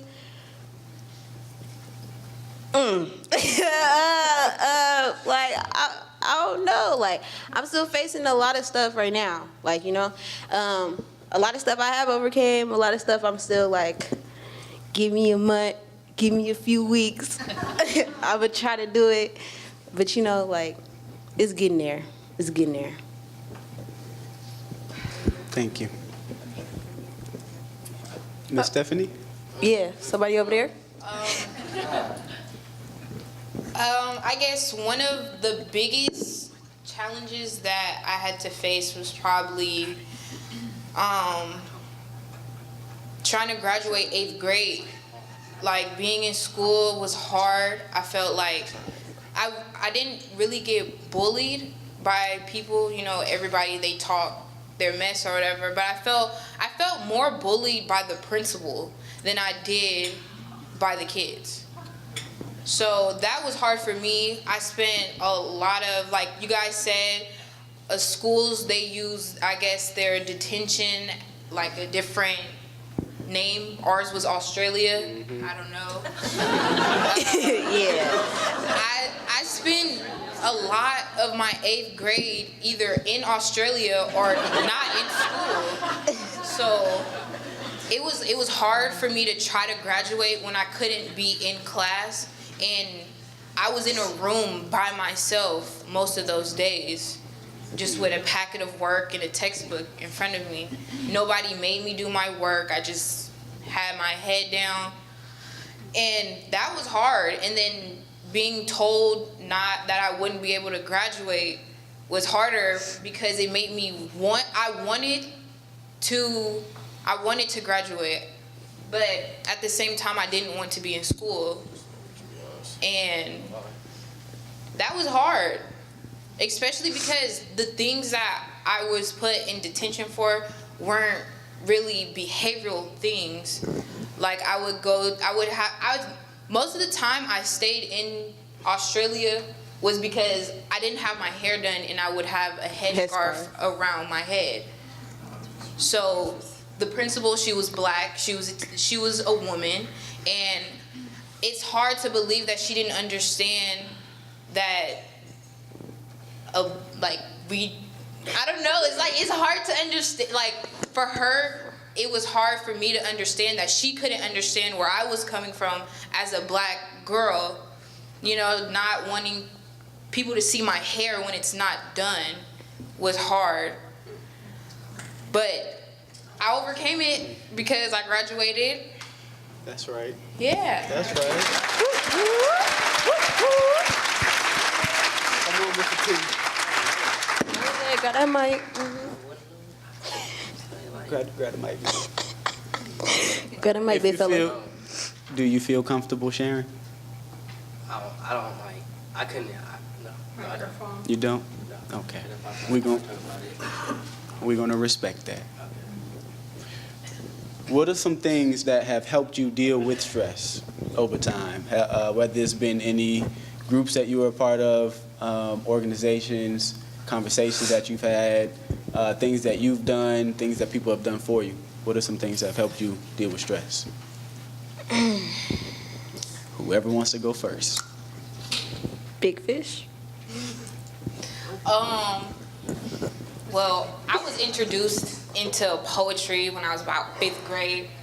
So poetry helped me a lot. Just writing, thinking, expressing my feelings that I would never be able to talk to anybody about, just writing them down, slowly being able to tell them to other people, especially people I cared about, because I was never one to just talk about my feelings or anything like that.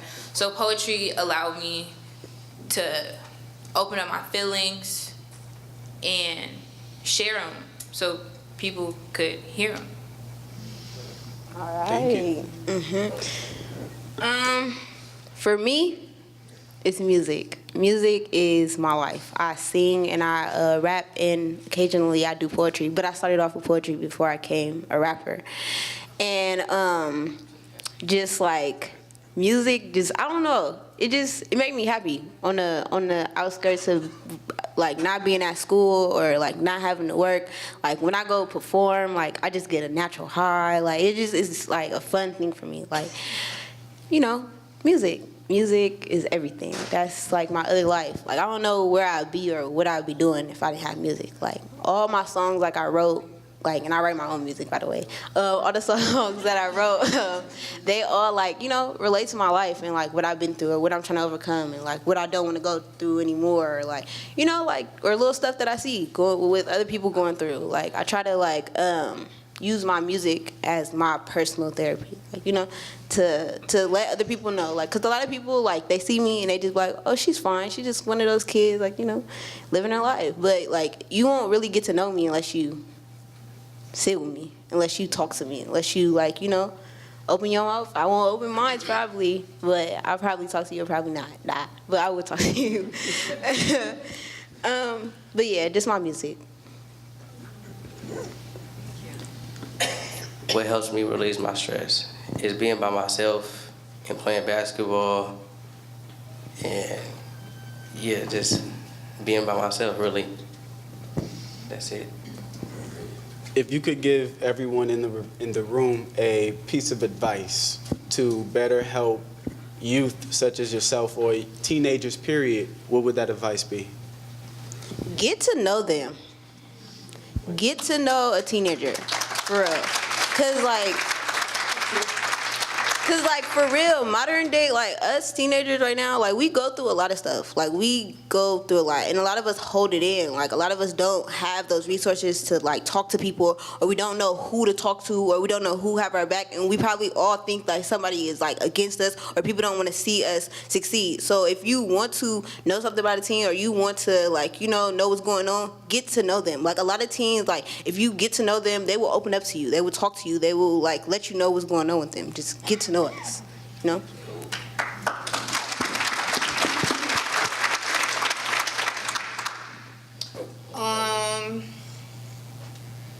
A piece of advice for everyone in the room. I guess ask questions. I mean, I guess it's the same thing as getting to know them because, you know, I was told those who ask questions control the conversation. Okay. So, getting to know a teen, like some people are open, some people will express themselves, but some people might not. Like me, I wouldn't open up and express myself. I'm not gonna, like if it was probably, a couple of us in the room, I probably would be able to talk, say a couple things maybe, but I'm not the type of person to talk in front of other people. Some teens don't like to talk in front of other people's or to share their stories to anybody. So I guess like 101 talking.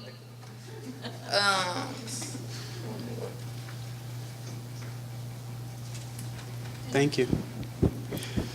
Another piece of advice that I would offer is before you even get to the point of asking questions and getting to know them, because as adults we do deal with stress and trauma, even if they're the little T's.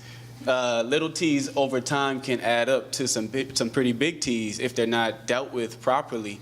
And we can project ourselves onto the youth that we're working with and onto others as well as a way to escape the things that we're going through.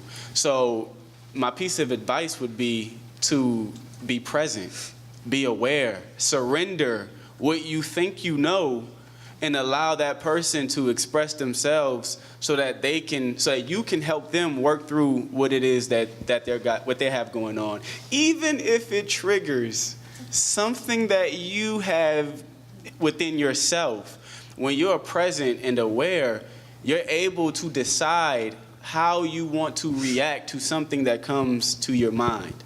You can say, you know what, this person just triggered me, so now I'm going to just start projecting and vomiting all of my filth onto them, and which turn shuts them out and makes them feel like they're unapproachable. In turn, something that has been difficult over time is to be present, but doing a little activity like the spelling the word silk, and then asking a question. You can ask yourself, what do cows drink? And if you can say water, then hey, I'm present. And to wrap this up, I would like to have a volunteer from the audience. Anybody feeling courageous and want to raise their, hey, can you come up here, please? Yes, you. That's you, $400. So, as one who is helping youth in a way that I feel gifted to do so, I've picked up some things along the way that has helped with being present and aware. So I'm going to ask you, can you hand her the mic, please? Can you tell the audience your name, please? Olivia Beltran. Can we give Olivia a round of applause for volunteering? Okay, can you take 3 deep breaths, please? That's 1. That's 2. Ooh, that last one was a deep one. Okay. Now, my question to you is, how do you know you're breathing? Because my belly swollen. It puffs out. Because it puffs out? Yeah. How do you know you're breathing now? How do I know I'm breathing? Because I feel the air going through my lungs and my throat and my nose. Mm-hmm. That part. So the question is, throughout your day, how often do you feel that that air going from your nose and into your lungs and back out again? Many times. How many of us are aware of that, though? Can you raise your hand if you feel like you're aware of that? Oh. Okay. 3 hands?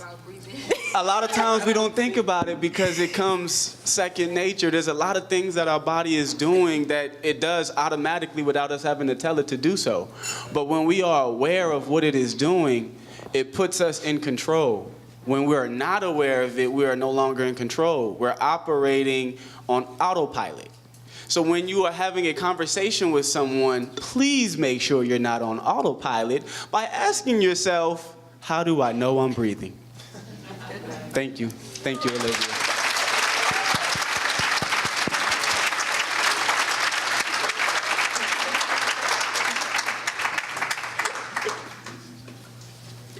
Does anyone from the audience have questions that they would like to ask? Question at the back. And while we're there, can I ask about social media and whether, is that fun for you guys, awful for you guys? Ooh. I am, how you say this? I guess you could say I'm a big fan of social media. I use I put my music on social media. Like, I don't know. I don't want to say I live my life through social media because I could definitely put it down any day, but I am a big fan of social media. I use it in a way like when I'm bored. I'm telling y'all, we be bored. We don't have nothing to do. So we turn to our phones. Our phones is our new activities. Like, those are our new things to do. Those are what we look at every day. Wake up, oh, there go my phone right there. Like, go to sleep. Let me go ahead and stuff it over my pillow with my charger or something, you know. Those are new activities for us. Social media is a thing. Definitely. I have a love-hate relationship with social media. Like, I really love social media sometimes because it really makes me laugh. And then I see like a lot of different things that I've never seen before because I don't watch the news. So sometimes I see things that I probably would see on the news on social media. But like, I don't like social media because people feel so entitled. People just say whatever they think. They hide behind screens and they just talk and they bash people for no reason. They do it to get attention or something. I don't know. It's a love-hate relationship. What about you? I love the social media. I mean, I love it. So I was just wondering if you have faced bullying or any other negatives with that, or do you just try to use it positive so you can use it for your music and use it for friendships? Even though you try to do something positive, there's always going to be somebody who has something negative to say. So, bullying, I wouldn't call it bullying, but people do also always have their comments on you, or they're always going to say what they want to say about you, but it's also about how you take it. Like me, I'm a person, like, I feel like I can't let somebody, like, who want to bring me down. Like, I got to continue to keep going. Like I told you, I already got a lot of other stress, so I'm not going to stress on what somebody's saying on social media. Like, for me, I feel like if you're not going to tell me in real life, then it don't matter to me. Like, you just talking under the comments. I don't even know your real name if you ask me. Like, so it is what it is for me. Okay, thank you. We have a question here. Thank you for sharing. First, I just want to tell each of you that your resilience inspires me every day. Every time I interact with each of you, I feel deeply grateful, so thank you. I wanted to ask Stephanie, because you talked about your experience in 8th grade, if you would talk about how your experience at Marin City Health and Wellness Academy is different. I have a question. Is this a question for all of us, or is this a question just for Steph? Is this a question for all of us, or This just can be a Stephanie? question for whoever wants to answer. I asked Stephanie because she talked about, she beautifully illustrated her experience in 8th grade. I guess, I mean, it's different because I'm older. Like, I know what I have to do now. And then it's different because MLK was small, but this school is even smaller, so I do get more help in what I need. And then I don't have anyone trying to put me down. Like, if I'm feeling down, if I'm feeling some type of way, or if things are going on at home and I express it in a certain way, I don't have someone trying to discipline me for it. Yeah. Ooh.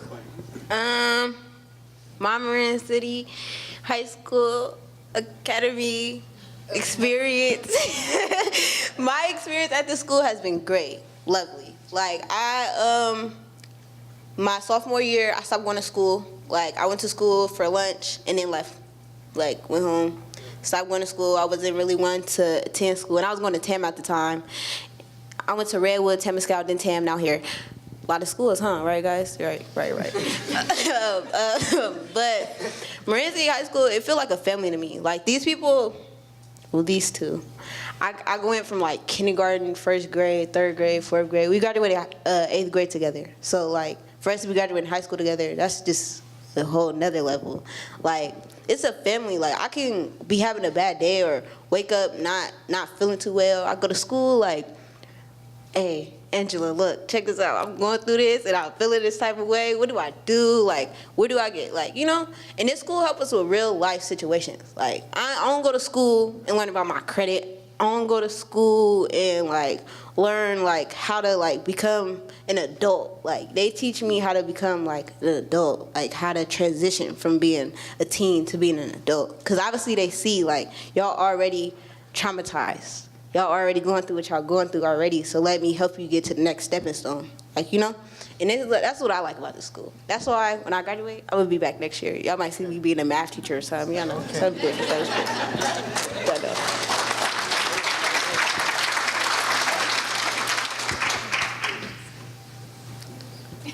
let me see. From being at Tamalpais High School to going to Marin City High School changed me a lot. How did it change you? How did it change me? I think I talk more, or like I express myself more. How should I say it? Yeah. I don't know. I can. Oh. Yeah, I learned more. I think I learned. I learned a lot at MLK. Then I learned at TAM.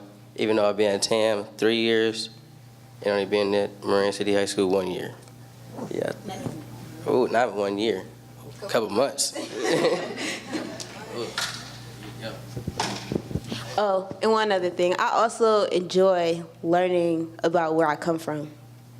And learning about, like, my ancestors, learning about, like, my skin color and how my skin color ain't, like, you know, like, don't let my skin color reflect how I live my life. Don't let people bring me down because of, like, my skin color. Like, I don't know, I just feel loved at that school, for real. Like, I feel the love. I feel the, you know, yeah.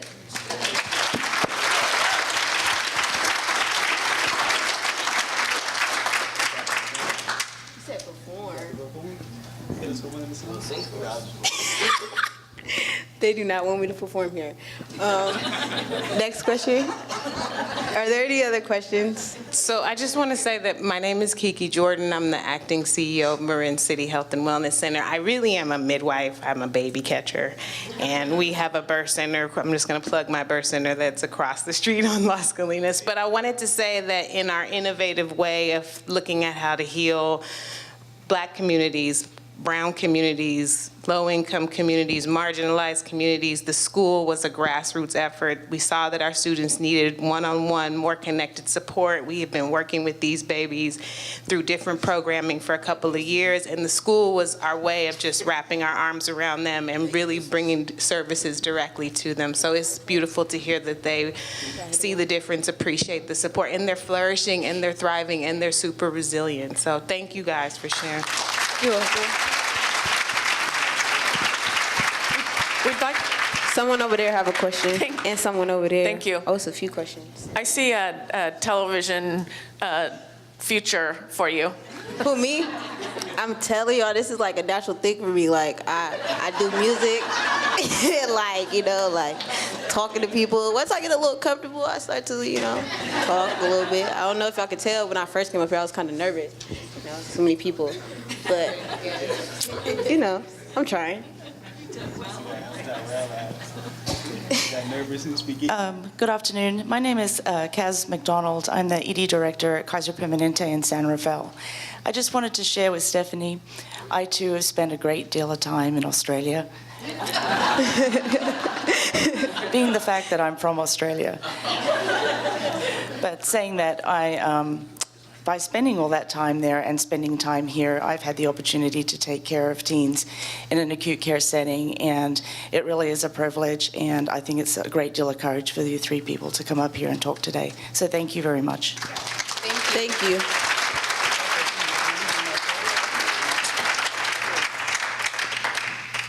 Another question here. Hi, I want to thank you guys for being so open and honest with all of us, because I think it's really important for everybody here to hear some of the things that you guys are going through. And this is the third event that I've been to where I've heard youth say they're bored here in Marin and there's nothing to do. And so I want to ask you, what are some things that you would like to see here in Marin for youth to do? You want to start? Yeah, go ahead. Oh, you want me to go big fish? Okay. For me, like, for instance, like, I don't know, not a lot of people know about it. I do music, so I want, like, more music programs, or, like, more, like, kids like to swim, more things for kids to, like, do swimming, or more things for other cities to communicate with other cities, like, hang out with other, like, we feel subjected to one spot, one place. Same people, same faces, same everything, same morning routine, like, same, you know, we're trying to see something different. Like, it's a lot of different things we could do. Like, we still teens, like, we still trying to be kids, like, I don't know, what, basketball, football, like, there's a whole lot of activities, like, kids can be getting into, or kids from Marin City, or there's probably already programs out there, but we don't know about them. You know, like, we probably haven't heard of them yet, or the, like, program haven't extended their arm all the way to Marin City, because Marin City haven't been looked at yet. Like, you know, like, it's a lot of things that happen. Like, you know, and us being kids, we taught to, like, waking up, oh, we only got a skate park in a regular park that we can't even play at no more. Like, we too old for that. Like, it's getting old. Like, and then not like that, but, like, then the kids in Marin, like, start smoking, start doing things they're not supposed to be doing, because we're bored. Like, you know, it's a lot of stuff I think kids could do to have fun. Like, find out a kid interest. Everybody's interest is different, so I can't speak for everybody. Like, you know, but for me especially, I want more music programs, more stuff for, like, kids to, like, get into, like, and, like, more, like, you know, like, more ways to engage with other communities. San Rafael, like, Tiburon, like, it's kids everywhere. It's kids that go through different stuff everywhere. It's not just Marin City, but, like, there's no way we can interact with other people if we don't never have, like, the opportunity to. Hi. My name's Ronnie Sharp. I have a website called Ronnie's Awesome List, which is something that it's just a big long list of things for you, for teens especially, with free music, free theater. The libraries do a lot of free things. The cities do a lot of free things. And I encourage you to go on there and contact me and tell me what you want to do, and I will help you organize it. Because that's what I've done for various high schools throughout the county. So I'll tell you it again. It's called Ronnie's Awesome List. I'm Ronnie. Oh, Ronnie. And I'm Ronnie. But on there you'll find like my summer survival guide, I call it, at the top. There's free concerts, free movies, there's tons of free things going on. And businesses want you. We want you. So please contact me, and I will help arrange whatever you want. Thank you.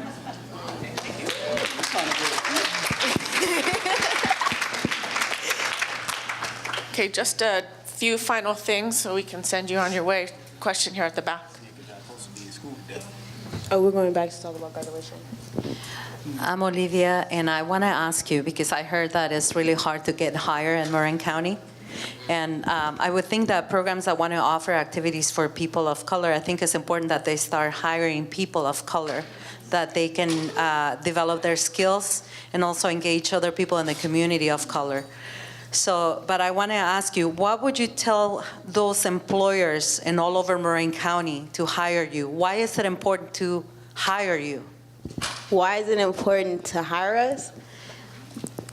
For me, in the community I come from, I feel like it's important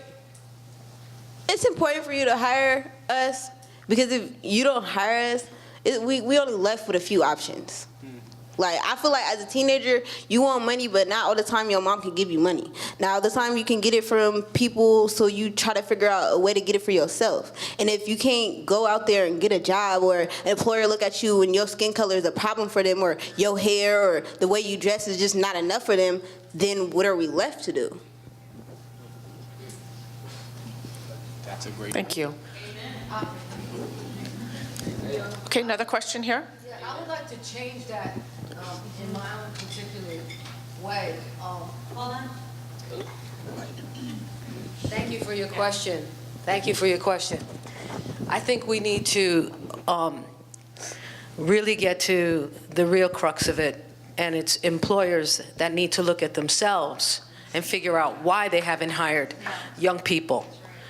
Okay? Because these, like myself, we get followed when we go into a store, right? Right. So you got a dynamic, adorable young woman here who wants a job, right? Put her in the front. Receive other so she can receive other children in there. You want protection in your business? They're the protection. That's right. Don't look at them like they're the problem. It's the employer that is the problem.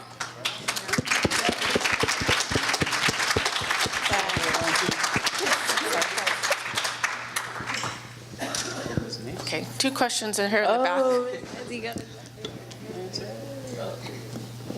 Hi, my name is Kate Fitzsimmons. I'm a writer, and I do a column for the IJ. And I have been talking to kids throughout the community, and I have been listening to them, and they are saying many of the same things that you are. It doesn't matter what community you come from, your life experience can be traumatic and trying. And kids need a safe place to go to talk to their peers, and they need a safe adult to talk to. And sometimes it's not their parents. And I know that there are great discussions going on about wellness centers within schools, and it sounds like you have that nailed. Are you working with any other schools to make it happen in other communities? Believe it or not, nah. No. Nobody, Other schools are willing they don't want to work with us. Look, I mean, not like that, but like, us, how I feel about it, when people like think about this school, they think down on us. Like they don't look at our school and be like, oh yeah, like they doing good, like they got the kids that was failing, they helping them do better. They don't look at it like that. A lot of people look at our school and be like, they not learning nothing, they not doing nothing, it ain't nothing. Like, Are you willing to help change their minds? Oh, definitely. Definitely. I feel like definitely. If you ever just sat down with any 3 of the kids or any of the 5 of the kids I've been here, because this school actually was bigger than this. But if you spoke to any kid like from here and just talk to us like about anything, education, anything, I feel like a kid can. Us personally, I feel like we can educate you on some stuff maybe you ain't even heard before. Like I'm saying, like it could be some stuff maybe you ain't even, like you ain't never experienced before. Cause there's some stuff in my 17 years that I'm like, dang, I should have known that. Oh, I never knew that. Like, like it's some stuff like we know that like we could probably change our mind. Like, it's... Can I address that as well? Just to add to what she shared, it shouldn't have to be on us to change their minds. They should really start to look at themselves, because ultimately what we're left with is, do we wait for someone to help us in the way that we need to be helped, or do we help ourselves in the way that we need to be helped? And then those who desire to help us after that, thank you, and then we can tell you how we would need to be helped. And also, if you would like to know, if you see something that we're doing that's working and you would like to know how can you use it, then, or how can you learn from it to help you, then that would be a different dynamic. So our focus isn't to just partner with everybody, because we have to protect the relationships that we've built with the young people, not children, that we've developed. Because time and time again, programs come in, relationships are built, and then that trust is broken because the same people who started it, they left. Or they had ulterior motives because they needed to reach a certain number of children for diversity reasons. And that's not good for them. That's not beneficial for them. So ultimately, I would just say again, it starts with reflecting on self. Outside of our school, our clinic does have the Defenders Program and Girl Power. And before we even started a school, the Defenders and Girl Power was going into the schools that they previously attended. And we still do go into those schools and work with youth from Marin City who don't attend our school. And that's Redwood, Drake, Tam High, Bayside MLK, and Willow Creek Academy. And then we also have children who don't even go to any of those schools, but they still live in Marin City, and we still provide services for them. Great, thank you. Last question from Nancy. I don't really have a question. I just want to speak to everyone else. I think that, as adults and part of society, we have expectations that everybody is going to be this contributing member of society. And, I think that when people are not successful, then, we label them as bad people. They need to be, either labeled or separated. But I just want to say that, when you look at being an adult, being a contributing member of society, how did you get to be that? You got to be that because you had support, you had education, then you got a job, then you pay taxes, and then you get services or you receive benefits from doing all of that. And what I want to say is that if you support people and want to see people become contributing members of society, then you need to offer them those opportunities that you got. You need to offer them education. So what that they're young, that they're colored, either black, yellow, brown, whatever, so what? If you give them an opportunity to earn money, guess what they do? They pay rent, they pay taxes, they buy services, they get goods. That helps us all. So when you put barriers to people's education, people's ability to earn a living, you hurt yourself. You hurt yourself. And I'm going to tell you something. People will overcome your barriers in whatever way they have to. So now if you want to not have to support them in another way, like welfare, prison, whatever, then you need to give them opportunities so that they become contributors rather than burdens. So, Let them know, Nancy. One very brief question.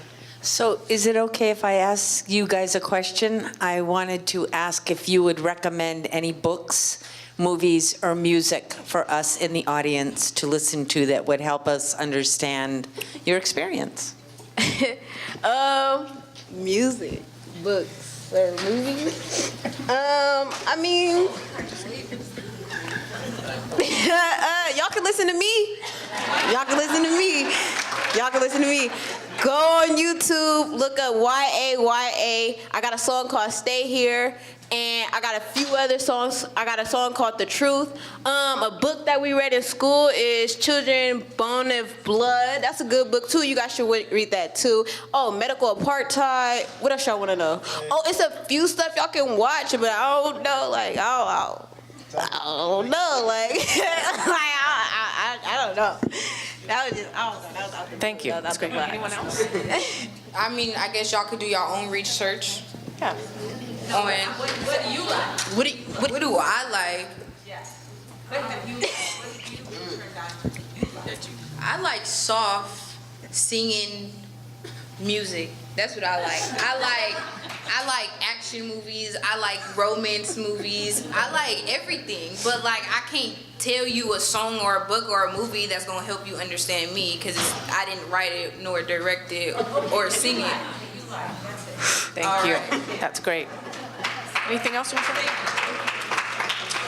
So before we close, is there any last statement you all would like to make? You feel good? You want to? I'm feeling great, y'all. But one thing I always tell people before even when I walk out my house and before I continue to do my day, and I always tell my friends, remember to smile, guys. Remember to smile, for real. Remember to smile. Thank you. Oh, the last thing I wanted to say was that because a lot of people say that there's a lot of services open and things like that. And like, I understand that there's a lot of services open, but if they aren't advertised or if they aren't given out to people, then nobody's gonna know about it. There's a lot of programs that we don't know about. Marin City is at the end. Yeah, we mean more than Sanford, Tamaron, Terralinda. The schools, the services that the schools in San Rafael and Novato have, we don't get those services because we're not near them. We don't know about, or we don't even have the transportation to get there. So if you guys could come out to us, to Marin City. That would be lovely. Yes, that would be great. Flyers, people come out. I promise you, people come out. Good. Right. Great, thank you. You got it. That's right. Did you want to talk? Is that it? Yep, well, thank you, everyone. Thank you. Please, let's give a round of applause for our panel. Thank you.